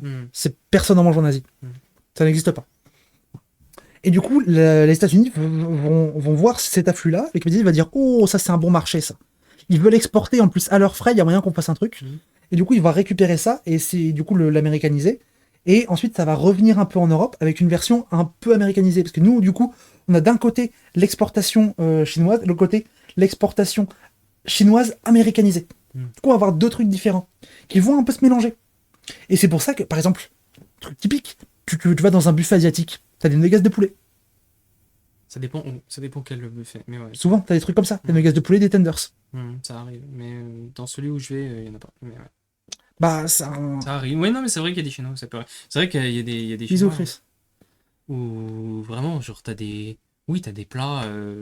Des trucs des ricains, quoi. frites. Bah, voilà. Ça m'est déjà arrivé. Ouais. Alors, il y a aussi des raisons économiques du fait que tu marches beaucoup sur ces trucs-là. Mais il y a aussi une raison culturelle à ça, parce que c'est passé par les États-Unis aussi beaucoup, qui nous ont beaucoup influencés. Et du coup, les échanges, du coup, la culture cuisine américaine va beaucoup s'asiatiser depuis 5-10 ans, je dirais. Et notamment la culture du bien manger américaine. Les Américains commencent à découvrir ils commencent à découvrir le poisson cru, par exemple. Ils commencent à peine à découvrir le sashimi. Ils sont en mode, c'est une dinguerie. Ils sont en mode, bah oui, nous, ça fait 100 ans qu'on connaît ça, oui. Ils commencent à découvrir les trucs. Ils commencent à découvrir le riz frit. Ils sont en mode, oh, incroyable. Le riz cantonais, ils sont en mode, mais Pour eux, le riz cantonais, c'est genre, c'est une invention de 2024, tu vois. Et du coup, il va y avoir un gros impérialisme asiatique chinois ou japonais majoritairement, qui va venir essayer de les coloniser. Ils vont quand même résister culturellement en le tordant à leur goût. Et c'est ce qui fait aussi beaucoup que quand tu as n'importe qui en Europe, aux États-Unis, qui se dit je vais apprendre à bien cuisiner, premier réflexe, il cuisine des trucs asiatiques. Toujours. Ah ouais? Toujours. Moi, ça n'a pas été du tout mon réflexe. Hein. Mais les gens qui veulent cuisiner un truc un peu fancy pour se distinguer, ils disent moi j'adore la cuisine asiatique. Ah ouais? Très souvent. La tech me touche pas pour le coup. Ah ouais? Ah ouais, je vois pas du Resto tout. indien, thaï, vietnamien enterre les restos chinois ou asiatiques. Ça dépend quel resto. Bah, en fait, le truc, c'est que. Je connais un Coréen pas loin du centre de ville de Lille. Incroyable. Hein. Un Coréen imbattable. Hein. Le truc, en fait, Eratos, c'est que ça dépend que tu t'appelles resto chinois. Quand si tu t'appelles resto chinois, les buffets à volonté, justement exportés par le PCC, oui. Si tu prends un restaurant qui fait de la cuisine chinoise traditionnelle, non. À Paris, il y a un mec qui a ouvert 2 ou 3 restaurants qui s'appelle 3 fois plus de piment. C'est la cuisine sichuanaise. Sichuan, c'est une des provinces de la Chine. C'est une dinguerie. Je suis désolé, les Thaïs indiens, vietnamiens, ils tiennent pas la cadence. Une choucroute sichuanaise, c'est incomparable. Je suis désolé. Et surtout, ça pique très fort. Sichuan, ça fait partie des endroits de la Chine où ça pique le plus. Bah, en fait, ce qui est marrant dans le 3 fois plus de piment, c'est que. Alors, il y a le 3 fois plus, il y a le 5 fois plus, c'est pas les mêmes. C'est qu'en fait, quand tu commandes un plat, tu choisis ton niveau de piment entre 0 et 5. Et du coup, tu peux choisir un truc à 0 piment où tu as juste du poivre aromatique. Tu peux choisir un truc à 5, ce qui est complètement con, tu as une couche comme as d'huile de piment dessus. Et tu choisis en fonction de tes goûts et de ta tolérance. Et ça, c'est un peu cool. Ouais. C'est à la commande. Bref. Et du coup, oui, pour le coup, c'était vraiment le truc basique des gens qui bandent la bouffe et qui sont pas allés très loin. C'est de bander la cuisine asiatique. C'est de bander, genre, les nouilles sautées. C'est de bander les sushis. C'est de dire, oh, les Japonais sont trop forts en bouffe. Parce que les Japonais cultivent ce truc-là. Les Japonais, ils adorent voir ce que les autres font de bien, le ramener chez eux et le faire à leur sauce en plus carré, aussi, en plus strict. On ramène pas tant de choses que ça. Nous, on est très centré sur nous-mêmes. Ah ouais, c'est vrai. C'est que, par exemple, genre... On revisite les classiques. Oui, voilà, c'est ça. Nous, on revisite les classiques. Nous, on va se branler sur le fait qu'on a découvert que maintenant, on peut faire des billes de bourguignon, tu vois. Mais on va pas réinventer le ceviche. On s'en bat les couilles. Les Japonais, par contre, ils vont voir le ceviche, ils vont faire oh, poisson cru, gras, viens chez nous. Et ensuite, ils vont aller voir en France, ils vont dire qu'est-ce que vous faites de bien, vous faites de bien du vin, on va faire du vin japonais pour que ce soit meilleur que vous. On va en Écosse, vous faites quoi de bien? Du whisky, on va faire du whisky japonais, on va vous défoncer. Et ils vont jouer beaucoup de leur soft power et de leur marketing pour faire croire à tout le monde qu'ils sont trop forts. Alors que leur whisky est pas mauvais, parce que ça commence à être bon, parce qu'ils commencent à savoir faire, mais il est moins bon que l'écossais, honnêtement. Mais il jouit d'un effet de hype qui est entretenu par la légende du truc japonais qui est incroyable, qui fait qu'il va beaucoup mieux se vendre. Le vin, c'est pareil, les fromages, c'est pareil, et en fait, ils veulent tout faire mieux que tout le monde et contrôler un peu culturellement comme ça. C'est leur strat. Et du coup, ils vont faire ça sur la bouffe, ils vont faire ça sur la technologie, ils vont faire ça sur plein de trucs. Et ça va se ressentir aussi chez les gens qui sont un peu péteux d'un sujet. Les gens qui sont fans de whisky, ils vont jurer que par le whisky japonais parce que c'est des bandeurs. Les fans de bière, ils vont faire ça. Les fans de plein de trucs, les fans de viande. On avait déjà parlé de ce resto. Ah oui, c'est possible. Les fans de viande, ils vont jurer que par le wagyu. C'est vrai, j'ai croisé un fan de whisky il y a quelques années. On a parlé whisky parce qu'à l'époque j'adorais le whisky. Il était fan de japonais. Il était fan de japonais. Oui, voilà. Mais c'est toujours comme ça. Toujours comme ça. Ils vont faire ça sur l'art aussi. Les gens qui sont fans d'animation, ils vont parler d'animation japonaise pendant des heures. Parce qu'il y a un côté qui, en fait, il y a aussi que le truc japonais est fait de manière carrée et ce qui est exporté est aussi pensé consciemment pour plaire aux autres, pour les ramener vers eux. Parce que nous, on fait pas. Nous, on exporte peu. Nous, on est trop centrés sur nous-mêmes. Nous, on cherche à se faire plaisir à nous et à se branler dans notre propre merde. Ouais. Il y a un côté vraiment genre... moi, alors que nous, là où il va y avoir des échanges et de la colonisation, c'est entre ville et campagne. Ouais. C'est que moi, par exemple, il y a un truc que je déteste et que je vois arriver depuis genre 10-15 ans.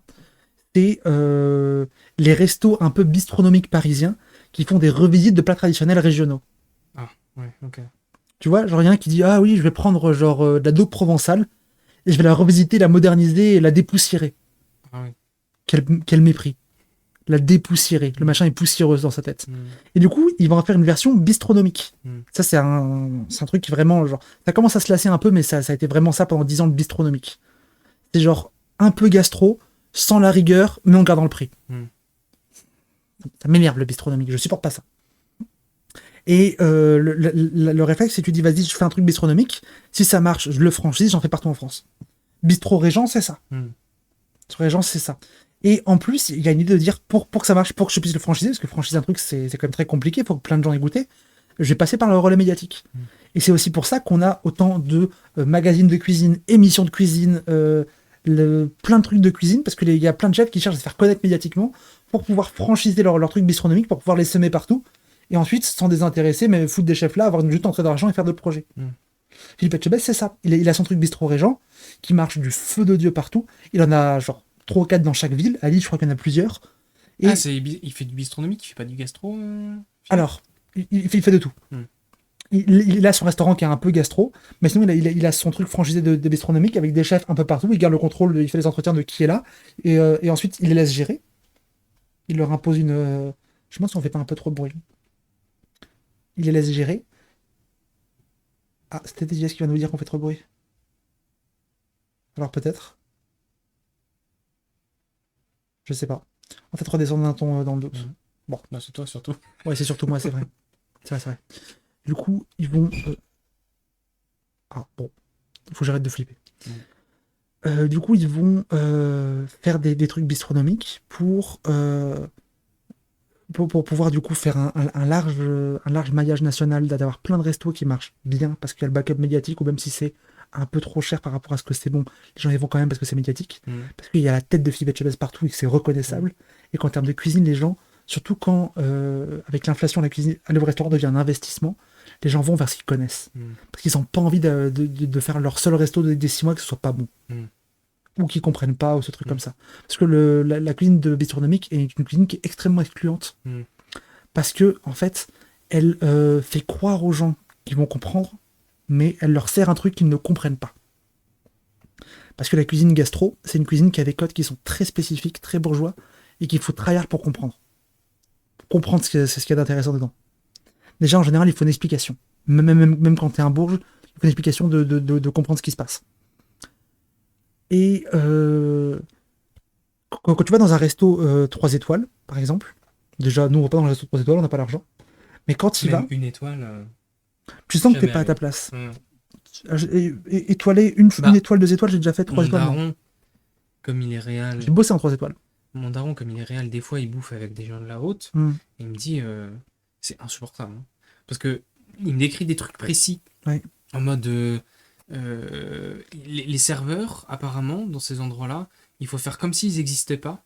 Exactement. Et eux-mêmes, ils doivent ne pas exister. C'est-à-dire qu'ils passent là et ils sont une main invisible où ils prennent tes affaires. Dès que t'as un peu de vin en moins dans ton verre, ils t'en remettent, mais ils sont invisibles, il faut pas qu'ils interagissent, il faut pas qu'ils soient là, comme s'ils n'existaient pas, quoi. C'est très bizarre. Il me décrit plein de trucs comme ça, bizarres. C'est particulier. Dans ce monde-là. Et même en termes de cuisine, en fait, il faut se mettre en tête que tu vas pas pour manger.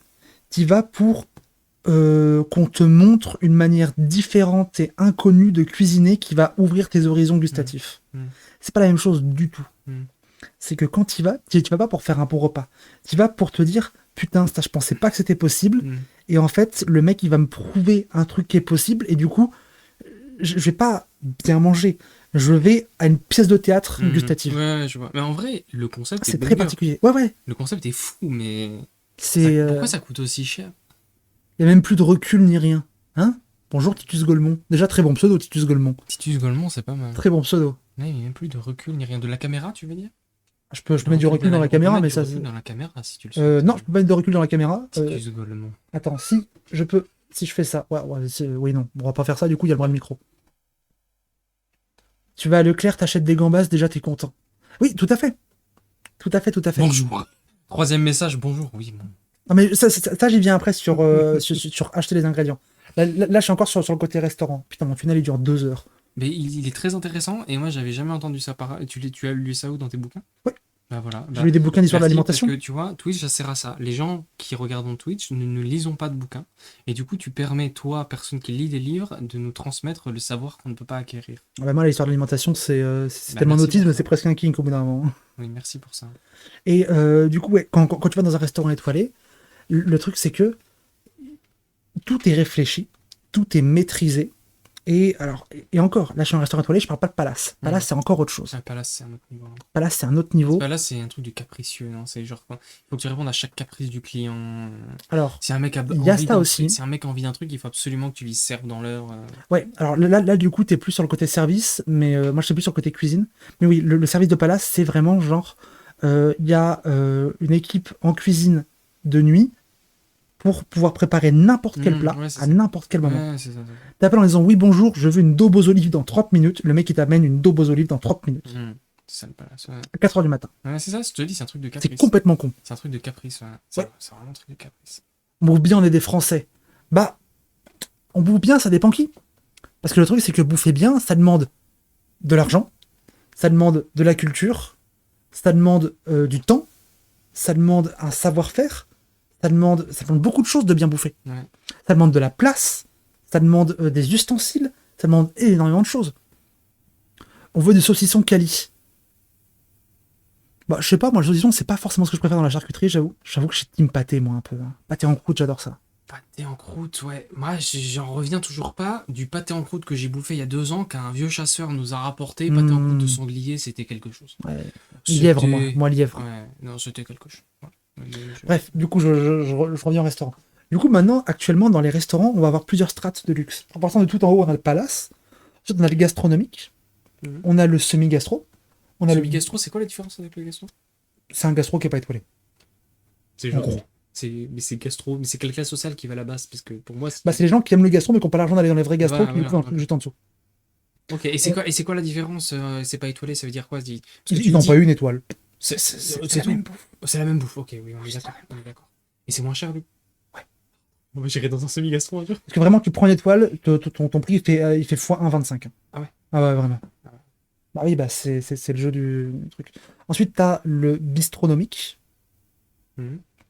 Ensuite, tu vas avoir du coup différents types de restos un peu hype, mais un peu spécialisés. Ouais. En fait, après, pour moi, en dessous du Truc de connaisseur quand même. Ouais. En termes de qualité, pour moi, t'as les bons restos. Ah, je parle pas en termes de qualité. Ah oui. Je parle en termes de luxe. Ah, tu parles en termes de luxe. Pas la même chose. Ok, d'accord. Tu vois les restos un peu précis, genre par exemple, je sais pas, le truc dont je parlais, le restaurant de cuisine sichuanaise, tu vois. Ça, c'est vraiment le truc un peu autiste. Machin piment, c'est genre cuisine de luxe un peu. Non, justement, c'est pas de luxe, mais c'est autiste. Ok. Donc du coup, c'est un peu précis, tu vois. Donc en termes de prestige, ça se pose déjà là. C'est pas du bistronomique, parce que bistronomique, c'est le plus péteux de la classe du bas, je dirais, la classe moyenne. Le gastronomique, c'est un truc de classe moyenne, non? Bistronomique? Ouais. Moyenne sup. Moyenne sup, quand même. Enfin, moyenne il y a 5 ans, moyenne sup 5 ans. C'est combien un menu bistronomique? Moi, c'est ça que je veux savoir. Oh, c'est 40 balles. Hein. 40 balles? Ah oui, quand même. Parce que moi, on va des bistrots régents. Parce que pour moi, en gros, un resto cher, pour moi, c'est 30 balles le menu, tu vois. Mais genre entrée plat, dessert, tu vois. Pour moi, ça, c'est cher. Après, voilà.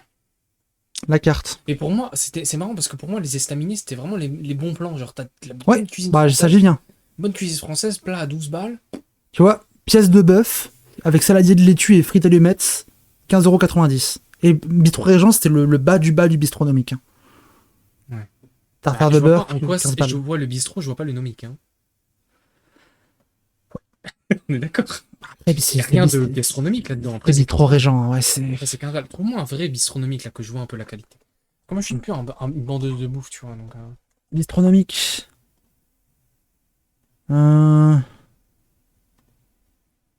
Bistronomique à Lille, vas-y. Je vois un peu les prix, ce qu'ils proposent. Moi, je connais pas du tout ce là.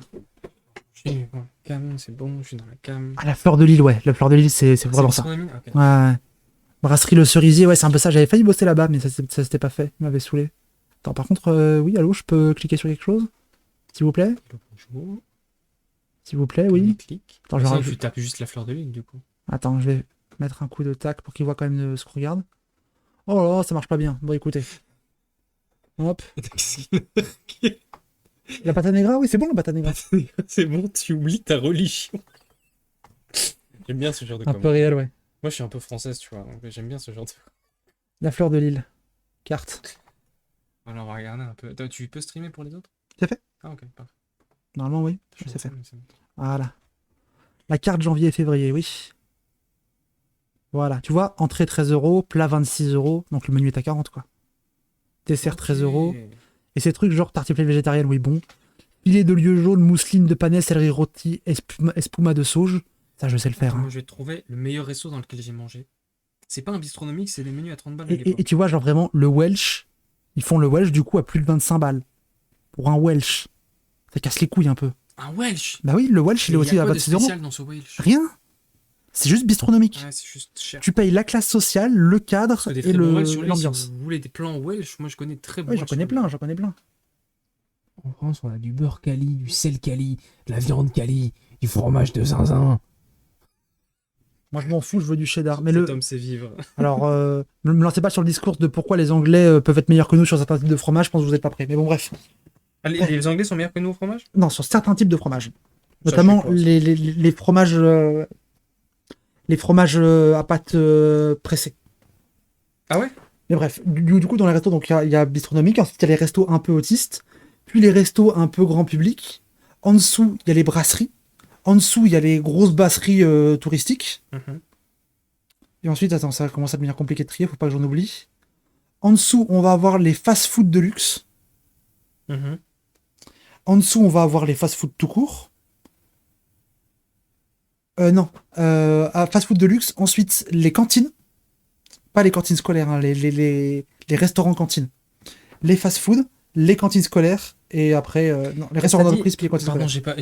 j'étais plus là. Excuse-moi. Vas-y. Je reprends du coup. Bistronomique, restaurant un peu autiste, restaurant généraliste, Ouais. brasserie, Ouais, les brasseries. euh, estaminet, trucs comme ça. Mhm. Fast-food de luxe, j'en ai oublié. sûrement. Estaminet, c'est en dessous de brasserie. Ouais. Ah ouais? Ah ouais, parce que c'est à la campagne, Ouais, donc c'est en dessous. C'est vrai, c'est vrai. Ah, les estaminets, qu'est-ce que c'est bon, bordel. Ça me manque Ah tellement. oui. Et Titus Golemont, je n'oublie pas ma religion. Moi, je ne retourne pas dans des estaminets, mais qu'est-ce que ça me manque, bordel.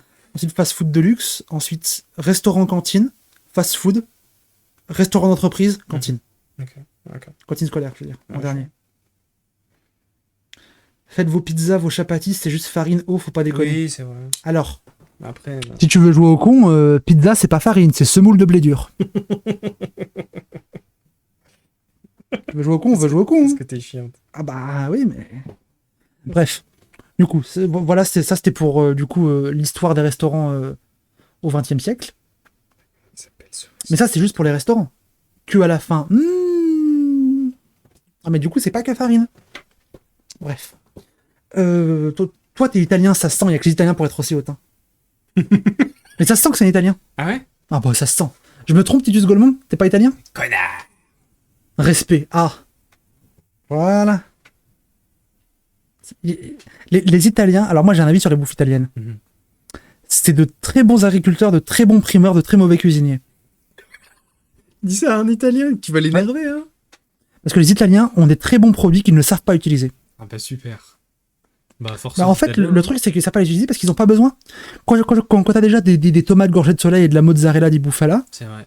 tu fais des tomates mozza, je suis désolé, c'est pas la grande cuisine. J'ai vu Hein. des vidéos d'Italiens qui faisaient des putains de sandwichs, mais vraiment, Mhm. le pain avait l'air trop bon. Mhm. C'était avec, tu sais comment ça s'appelle, pas la mozza, l'autre, la burrata, je crois. Mhm. Tu vois, la grosse truc, voilà, tu vois. Ils foutaient salade, tranche de je sais pas quelle charcuterie, burrata, tomate. Voilà, ils posaient ça, c'était le sandwich, ils vendaient ça, je sais pas combien. Mais c'est la cuisine, c'est la Ça a l'air française. trop bon, mais c'est ça. C'est pas de la cuisine, c'est de l'assemblage. Oui, mais là, t'es française, et là, Ah tu bah. casses les couilles. Et je suis désolé, le truc, c'est que les Italiens, ils ont des très bons produits et du coup, ils se reposent trop sur la qualité de leurs produits et du coup, ils ont pas assez de notion de cuisine. Je suis pas d'accord quand même. Les lasagnes, c'est quand même compliqué à faire. Hein. Là-bas, je voulais troller genre la France et tout, là, vous causez bouffe. Bah oui, bien sûr. Ah, mais Mais en fait, le truc, Titus, c'est que moi, ma strat avec les trolls, c'est que. Ah, on fait trop de bruit?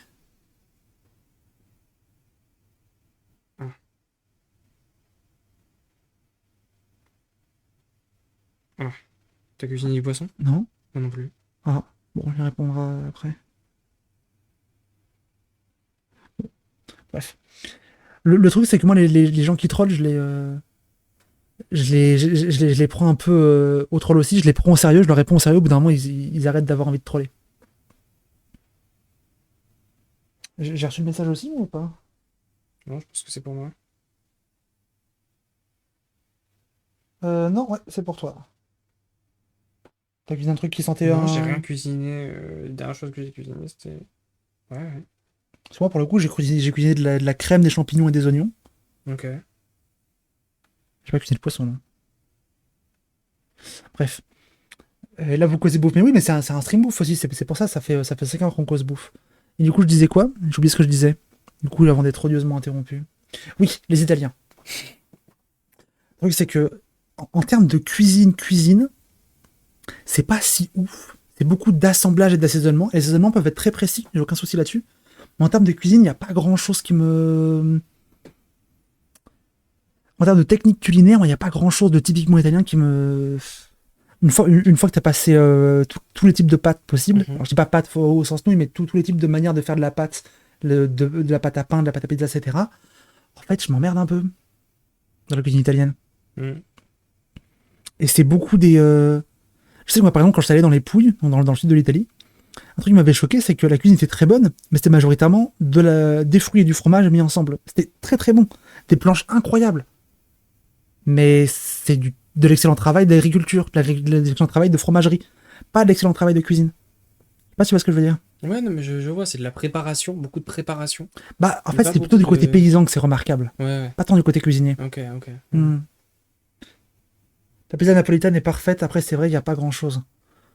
Bah, la pizza napolitaine, c'est. En termes de cuisine, c'est une pâte à pain sur laquelle tu poses des trucs et tu mets dans un four. T'es méchant. Mais je dis pas que c'est pas bon. C'est ça la cuisine aussi, c'est poser des trucs dans le bon ordre, c'est aussi de la cuisson, préparer la pâte, c'est pas évident. Ouais, mais en fait, le truc, c'est que. T'es méchant. Écharpe, c'est qui? Écharpe, c'est moi. En fait, le truc, c'est que je dis pas que c'est pas bon. Au contraire, je dis que c'est délicieux, mais que c'est pas délicieux grâce au travail de cuisine. C'est délicieux grâce au travail en amont. Et que c'est ce qui fait le sublime de la cuisine italienne, c'est pas ce maillon de la chaîne là. Mm. Là où nous, il y a parfois des plats où genre les produits de base, ils sont vraiment pas dingues. Genre, quand t'as un gros céleri, t'es un peu en mode oui bon, on sent bien. Quand t'as céleri, pané, navet, Mm. c'est un peu dur.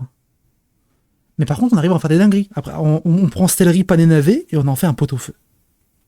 Et là, il y a du travail de cuisine. Ouais. Donc ouais, les Italiens, c'est très bon produit, très bon primeur en fait. C'est ça que j'ai envie de dire. En fait, très bon primeur, pas ouf en cuisine. Et mon avis sur pourquoi est-ce qu'on kiffe autant la cuisine italienne, pourquoi on l'aborde autant, c'est parce que c'est une cuisine qui ressemble beaucoup à la nôtre. Et vu qu'on est très centré sur nous-mêmes, du coup, les seules cuisines autres qu'on va accéder, c'est celles qui nous ressemblent beaucoup. Cuisine espagnole aussi. On aime Un peu beaucoup. moins. Ouais, bah, ça dépend où. À Toulouse, c'est beaucoup. Mais parce qu'il y a beaucoup d'immigration espagnole, par exemple. Ouais, voilà, Mm. à la limite. Mais la cuisine espagnole, c'est pas un truc sur lequel on va s'extasier tant que ça. Et en fait, notre rapport à la cuisine. Oh, d'accord. Est-ce que la sauce tomate c'est de la cuisine? Bah ça dépend comment tu l'as fait. Ça dépend comment tu l'as fait. Tu peux avoir tu peux avoir des techniques. Par exemple, en technique de cuisine pour la sauce tomate, les techniques d'infusion, les techniques de brunissement, les techniques de carbonisation, de caramélisation avant de mettre la tomate dans ce que tu fais dans ta poêle. Oui, tu peux avoir des trucs intéressants. Mais par exemple, le ragoût italien, c'est pas mauvais, mais c'est un ragoût.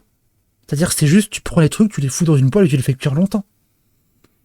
On n'est pas sur la cuisine française où il y a vraiment des trucs genre un chromesquine, où il y a des pitiviers, où il y a des trucs incroyables. Ouais, c'est pas. Après, de toute façon, la meilleure cuisine, c'est la cuisine péruvienne, mais vous n'êtes pas prêts pour ce débat. Vous êtes pas prêts pour ce débat. La cuisine chinoise est incroyable aussi.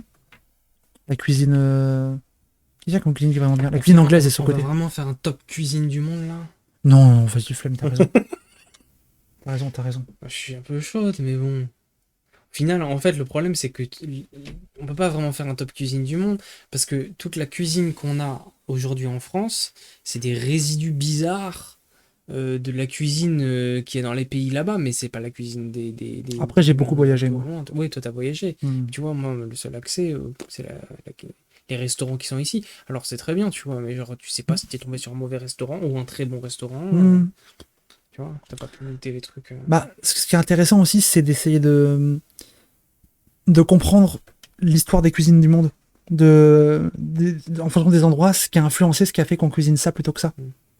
C'est que, alors bien sûr, il y a des trucs géographiques, c'est que quand tu es à côté de la mer, tu cuisines du poisson. ce qui est logique. Mais t'as aussi des trucs plus historiques, plus tout ce que je t'ai raconté sur le rapport des États-Unis, la guerre froide, etc. Il y a un truc un peu comme ça dans chaque pays. C'est que cuisiner sous Pinochet ou cuisiner sous Thatcher ou cuisiner sous une vraie démocratie, c'est pas la même chose, tu vois. Parce qu'il n'y a pas les mêmes rapports de classe, il n'y a pas les mêmes ces trucs-là. Mais ouais, la cuisine péruvienne est particulièrement incroyable dans ses assaisonnements, dans sa manière de traiter notamment les protéines, dans sa manière de carboniser les choses. Et elle est très méconnue en France. Parce que l'Amérique du Sud, on méprise un peu ça. On a un peu l'impression que oui, il y a le Chili et c'est tout, quoi. Alors le Chili, c'est même pas en Amérique du Sud. Putain, c'est vrai que je connais pas les plats d'Amérique du Sud aujourd'hui. Alors que c'est tout un continent immense. Ouais, c'est un continent immense et je connais rien, ça je réalise. Même au-delà des plats, les manières de cuire. Tu vois ce que c'est la terre de feu? Ouais, tu fous dans la terre, je crois, et ça cuit. Non, c'est une région, ça s'appelle comme ça. La terre de feu, c'est. Tu vois ce que c'est la Patagonie?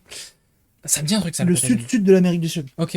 Ouais, ça me dit un truc, la Patagonie. Là où du coup, en fait, tout au sud de l'Amérique du Sud, c'est comme tout au nord chez nous, il fait très froid. Ouais. Et ça s'appelle la terre de feu parce que traditionnellement, les populations autochtones qui vivaient là-bas, en fait, elles avaient une technique de pêche. Elles faisaient des immenses feux, mais genre des brasiers en tipi de genre 4 ou 5 mètres de haut, tous les 10 mètres, sur le bord de la plage. Et en fait, les jeunes hommes, ils sautaient dans l'eau glacée à genre 2 degrés, alors, là où il y avait des courants de fou, pour choper des poissons à la main. Quand ils en chopaient un, ils ressortaient, ils le sortaient, ils couraient vers le feu, ils faisaient le tour en courant pour se réchauffer et ils sautaient dans l'eau. Et du coup, ça s'appelle terre de feu parce que notamment les explorateurs colons de la Renaissance, quand ils sont passés en bateau, ils voyaient sur des centaines de kilomètres un feu tous les 30 mètres. Ils étaient médusés de dire c'est quoi ce pays de fou? Les gens ils font des feux sur des. C'est pour ça que ça s'appelle la terre de feu. Et la terre de feu, notamment du coup, ça fait que quand tu faisais des trucs de pêche comme ça pendant parfois plusieurs jours, la terre en elle-même était chaude. Du coup, il y a eu beaucoup de techniques de cuisson et de conservation du poisson en l'enterrant. Ouais. Mais ça, je savais, sous terre. Ouais. Et ça, c'est fou comme technique de cuisine. Ça, en termes de cuisine brute, c'est incroyable. Mais Personne connaît ça. Il y a un mec à Top Chef qui l'a fait. Ouais, il y en a un qui l'a fait une fois. Ouais, qui l'a fait une fois. Il a mal fait d'ailleurs. Il a mal fait. Il s'est raté. En même temps, c'est tellement compliqué. Oh, c'est tellement compliqué. Et c'est pour ça que moi, Salut Isère, j'espère que tu vas bien. Bonsoir, Isère, qui es-tu? C'est quelqu'un avec qui je parle régulièrement sur Internet. Très bien. Et le truc qui est intéressant, c'est si vous avez un peu de temps, renseignez-vous sur un chef qui moi j'admire beaucoup, qui est le chef qui m'inspire le plus de ma philosophie de la cuisine. Il s'appelle Anthony Bourdin, qui est un chef qui nous a quittés il y a une dizaine d'années, je crois. Ça va? Elle est pas contente. Oui. Okay. Bon. Et Anthony Bourdin qui a une réflexion et une manière d'appréhender la cuisine qui est très humaine, très humble et même parfois très décoloniale. Okay. Il a fait notamment toute une série d'interviews, de papiers, etc. pour expliquer à quel point le génocide à Gaza était aussi un drame pour la cuisine du monde entier. D'ailleurs, je sais pas si tu dois connaître, il y a une petite sur TikTok qui fait plein de vidéos cuisine. Je connais pas ce TikTok, moi. C'est sur des vidéos, je connais pas. Faut que je t'envoie. C'est une petite qui fait elle a 10-12 ans, ouais. Et elle cuisine très très bien. Elle est en Palestine. Okay. Et elle fait plein de vidéos cuisine sur TikTok qui font des 2 millions, 3 millions de vues. Ouais. Et où elle cuisine des plats traditionnels palestiniens, quoi. Ok, stylé. Je vous invite à aller la voir. Je vais essayer de retrouver son compte. Et du coup, Anthony Bourdin, il a fait une série télé qui s'appelle Parts Unknown, où en fait, il part dans des pays qu'on n'a pas l'habitude de visiter culinairement pour essayer de mettre en valeur les trucs qu'il peut y avoir qu'on connaît pas. Et il a un amour sincère pour la cuisine qu'il ne connaît pas.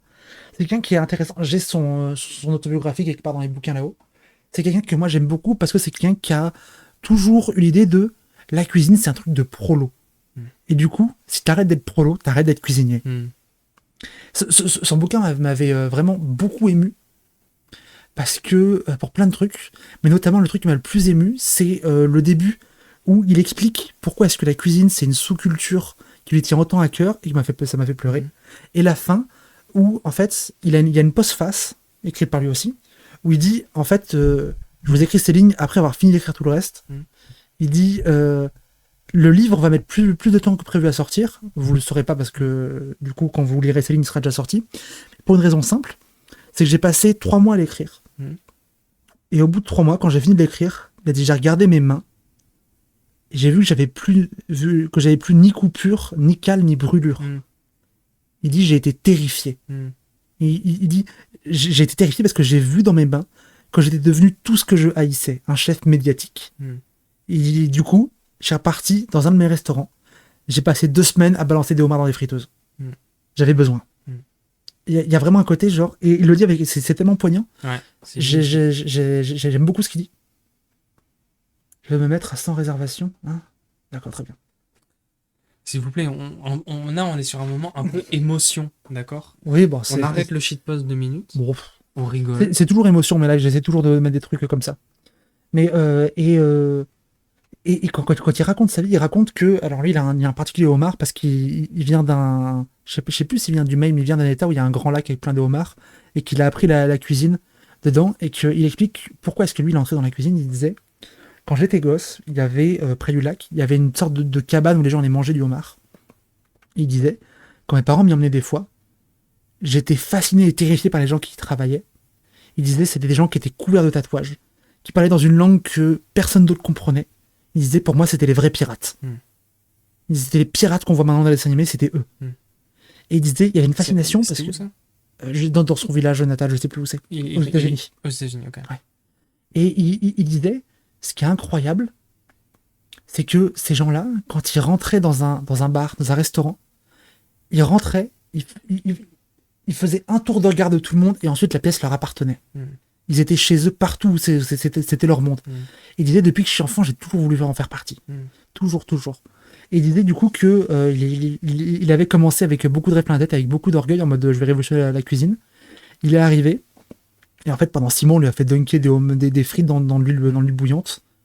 Et du coup, il était vexé. Et du coup, il est parti faire ce qu'il appelle le CIA. C'est pas la CIA qu'on connaît, c'est le Culinary Institute of America. C'est le top des grandes écoles, pas pour Bourges, en termes de cuisine. Donc, il en est sorti avec très cadré, très scolaire, du coup. Et du coup, il est retourné au même endroit en mode ah, je vais leur montrer. Et tout le monde s'est foutu de sa gueule. Les gens lui ont dit PTDR, c'est bien, bravo, t'as un super bouquin de recettes d'Auguste Escoffier, c'est toujours pas balancé en barre d'une friteuse. PTDR, t'as perdu un an de ta vie. Et il s'est pris une grosse claque d'humilité. Il a dit bon, bah, alors je gagne ma place. Il a passé plusieurs années là-dedans, à se dire bon, bah, j'y vais. Et il a monté les échelons petit à petit, en faisant beaucoup de conneries au passage. Notamment la fois, la première affaire qu'il a voulu monter, et qu'il a fait ça avec son frère, où en fait ils avaient monté une affaire de gros gâteaux. Et la première vraie grosse commande, en fait, ils se sont défoncés la kétamine, ils n'ont pas livré de gâteau, donc ils ont fait faillite, ils ont dû changer de ville. Il raconte ça sans filtre. Et c'était quel bouquin ça? C'est Kitchen Confidential. Il n'est pas traduit en français malheureusement. Ah merde. Mais je dois l'avoir. Je ne le lirai pas. Je dois l'avoir, il doit être là-haut. Je le dis, moi déjà c'est difficile de lire des bouquins en français pour moi. Alors des bouquins en américain. Attends, il doit être là-haut. Il a l'air bien comme bouquin, c'est dommage. Ouais, non, il est vraiment bien. Il est vraiment bien. Je vais le trouver, hein. Ça c'est le bouquin sur les trains, ça c'est le bouquin sur les journalistes. Ça c'est le bouquin sur les bières, ça c'est la Bible. Moi aussi j'ai une Bible dans ma chambre. Ah lui, putain, il est où? Je me dis pas que je l'ai prêté, que je l'ai pas jamais récupéré, c'est bien mon genre ça. Je sais pas où il est. Je sais pas où il est, mais il doit être dans le coin normalement quelque part. Non, bah je sais pas où il est. Il s'appelle Parts Unknown, Under the Culinary Underbelly. Et c'est vraiment bien parce qu'il y a... En fait, c'est un livre d'un cuisinier, mais c'est pas un livre de recettes. Il n'y a aucune recette dedans. C'est un livre qui parle de cuisine d'un cuisinier au cuisinier. Il y a beaucoup de trucs qui sont parfois un peu durs à comprendre. Il y a des fois, je vais faire des recherches parce qu'il y a des trucs qui sont un peu de l'argot des cuisines dedans. Et il y a vraiment un côté genre, il veut pas parler aux gens qui sont pas du milieu. Et tout son livre, c'est une déclaration d'amour au milieu. Mais sans se voiler la face sur ses inconvénients. Et il est très lucide. Il explique que c'est un milieu qui est ultra toxique pour plein de raisons. Que c'est un milieu qui l'a fait plonger dans la drogue. Qu'il a foutu des phases dépressives, qu'il a foutu des phases suicidaires. Mais quand il a plongé dans la drogue, et qu'il s'est retrouvé en prison du jour au lendemain, son sous-chef, en un coup de fil, est venu le délivrer, payer sa caution cash en mettant sa maison en hypothèque. Ouais, C'est nuancé, ouais, je vois. c'est complexe. Donc, j'adore ce mec et il a une vision du. C'est un mec c'est un peu un bandeur parfois et c'est un bandeur de petites gargotes, tu vois. Mm. Mais pour de vrai. Et quand il va dans ces trucs-là, il y va pas pour ensuite voler le plat et le récupérer. Mm. Il y va discrètement et sur les Reddit et les forums de cuisiniers où je suis, il y avait du coup à l'époque régulièrement des gens qui disaient putain, il est venu chez moi. Mm. Il est venu chez moi, il a juste pris son truc, il met dans un coin, il a rien dit, il a mangé, il était Mm. très heureux, il a laissé un pourboire. Il a pas essayé de genre gratter parce qu'il était chef ou quoi que ce soit, non. Et donc un mec très simple, et quelqu'un. Gargote. Une gargote, c'est un petit restaurant qui paye pas de mine. Et c'est. T'as vu sans réservation écharpe? Non, pas du tout. Je sais pas ce que c'est. T'as bossé en cuisine? Oui, beaucoup. Beaucoup, beaucoup. C'est un monde que j'adore.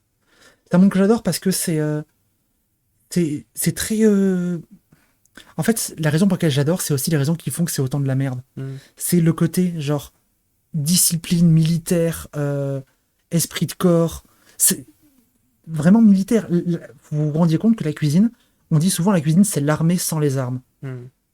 Bah, il y a quand même des couteaux, mais le reste c'est vrai. Mm. C'est vraiment, c'est hiérarchique. Il y a une brigade. Il y a une brigade avec un chef, des sous-chefs, des chefs de partie, des cuisiniers, des commis. On discute pas à l'autorité. Ton chef te dit de sauter un pont, tu sautes du pont, tu réfléchiras après le service. Donc du coup, ça peut être extrêmement toxique, ça peut être extrêmement violent. Vous imaginez bien que c'est propice à énormément d'abus, que ce soit des agressions, que ce soit des trucs qui peuvent parfois devenir un peu sectaires, bizarres. C'est c'est une série d'Anthony Bourdain, j'ai pas vu. Non, moi j'ai vu tout Parts Unknown, mais j'ai pas tout vu. Je veux pas regarder trop vite parce que j'aime beaucoup trop Anthony Bourdain. Et et tous ces trucs là qui sont, vous dites mais du coup c'est affreux, et ben c'est ce qui fait que j'aime autant. Mm. Et je me l'explique pas, mais ça me cadre et parfois j'ai besoin d'être cadré dans ma vie. Il y a un esprit de corps qui est hyper fort et qui est une confiance mutuelle. J'ai retrouvé un peu ça en saison. Vu le rythme de travail, tu côtoies quasiment que des collègues. Oui, tout à fait. Bah, un truc qui est drôle, c'est que le même, c'est que les gens qui bossent en cuisine, ils se marient soit avec les gens qui bossent en cuisine, soit avec des infirmières. Parce que c'est les seuls qui peuvent comprendre le rythme de Mm. travail aussi con. Mm. Ou genre, parfois t'es chez toi, t'es en congé, et genre t'es réveillé par un appel à 9h du matin pour dire faut que tu vas là dans une demi-heure, il y a le comique qui nous a lâché. Et bah t'y vas. Mm. Et même si c'est ton jour de congé, mais même si t'es à l'autre bout du pays pour faire un truc, t'y vas quand même. Mm. T'es à ton mariage, bah, ton mariage il attendra. Mm. Ton mariage il attendra, il y a des frites à faire. Mm. Mais c'est vrai. Ouais, j'aime bien cette dévotion entièrement à la bouffe Ouais. et à nourrir les gens, nourrir la France. Ouais. C'est beau. Mhm. Nourrir ton pays, c'est beau.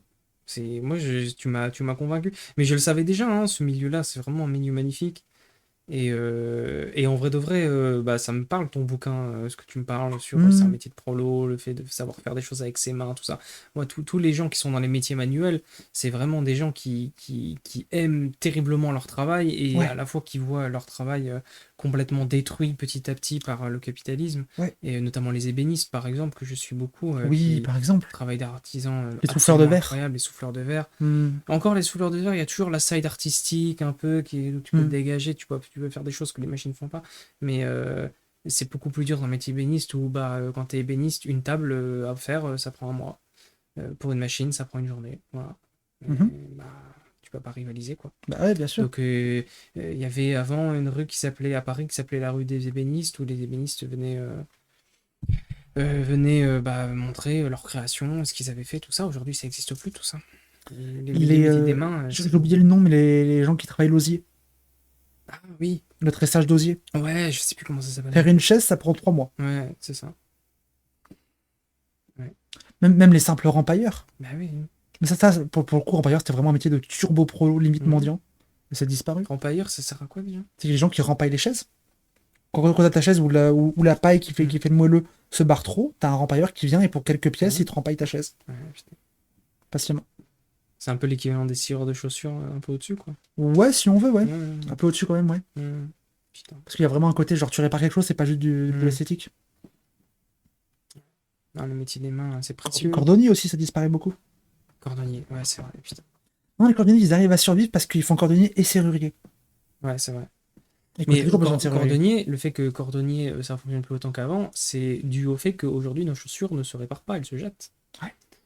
Et on fait plus des chaussures. Il n'y a plus que. Moi, je connais une marque qui fait des chaussures qui se réparent, c'est les Solo Verts. Les docks, un peu. Non, les dogs, ça se répare pas. Les Tu semelles. peux les amener chez le cordonnier et Oui, il peut peut les bidouiller un aiguiller. truc, mais c'est pas fait pour. Ouais. Dans le sens où il va forcément abîmer la chaussure. Celles que je connais, c'est les Solo Verts qui sont comme ça. Et moi, ce après, qui m'énerve aussi dans tout ça, c'est que genre les cordonniers, ça existe quasiment plus. Et ceux qui existent, du coup, ça devient des bourgeois qui utilisent ça comme distinction sociale pour faire des trucs de bourse qui ça. coûtent hyper cher. C'est ça, c'est ça. Et c'est encore un symptôme de, ils prennent les trucs des prolos et chut, hop là, et ils le gentrifient. Exactement. En fait, moi, j'aurais pas de souci avec la gentrification si c'était genre, ils prennent et ils copient. Mais là, c'est pas qu'ils copient. Ils font pas CTRL-C, ils font CTRL, ils font pas, CTRL ils X. font CTRL-X, ouais. Ils Et volent. voilà. C'est ça qui est une dinguerie. C'est une dinguerie. Et ouais. Et en termes de bouffe, c'est vraiment ça aussi. Hein. Là, on a fait d'autres trucs sur les restaurants, mais le caviar, c'est ça. Le caviar, c'est un plat de pauvre. Ouais. C'est avant tout un plat de pauvre. Parce que c'est vraiment. C'est les œufs de poisson, c'est le truc dégueulasse que les pauvres ils mangeaient quand ils n'avaient pas les moyens de manger le poisson entier. Ah ouais, je savais pas ça. C'est à quelle époque que c'est devenu un plat de bourge? Je sais pas. Je sais pas du tout. Je crois que c'est après la révolution tsariste, mais je suis pas sûr. La France, c'est pas des pizzas Buitoni. Oui. Bravo Titus. Qu'est-ce qu'il raconte, Titus le fou, là? Titus Goldmont, il est pour bien son pseudo. Hein. Ah, putain, Il est fort. Hein. bien vu. Ah, mais il a envie de rigoler. Là, on est sérieux. C'est marrant, parce que des fois, le chat, il a envie de rigoler, nous, on est sérieux. On est là, non, s'il vous plaît. Est-ce qu'il a envie de rigoler ou est-ce qu'il est juste complètement con? Non, il disait tout à l'heure qu'il était dans un RP. Ouais, bon, écoute, force à lui, ça va, c'est pas le pire RP. Hein. Non, c'est marrant. RP faire des blagues sur Buitoni, ça va. Oui, Il c'est y, a vrai. une page de SwiftGad comme ça qui dit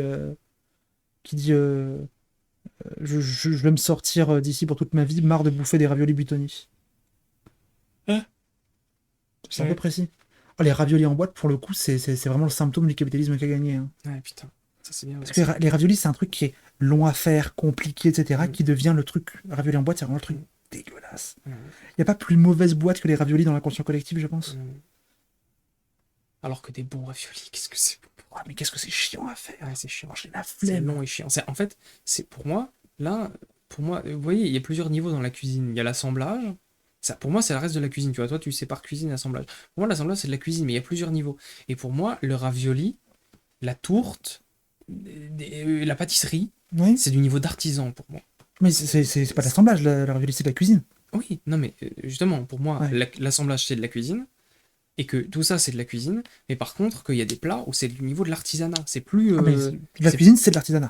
Moi, j'en suis pas toute la convaincu. cuisine. Pas toute la Ah cuisine. si, toujours. Bah, tu dis toi-même que l'assemblage, c'est pas de la cuisine, par exemple. Ouais, Tu mais fais une c'est- salade composée, tu dis tu fais pas de la cuisine. Ouais, mais c'est pas parce que c'est pas de la cuisine que c'est pas de l'artisanat. Ah, toi, tu mets les hiérarchies autrement. Ok. Ouais, ouais. Moi, c'est toujours l'artisanat, c'est que justement, ça qui est intéressant, c'est Une que. pièce montée, des trucs comme ça, c'est un niveau, c'est extraordinaire, quoi. Ouais, mais c'est qu'en fait, moi, le côté artisanat, je le vois surtout dans le côté.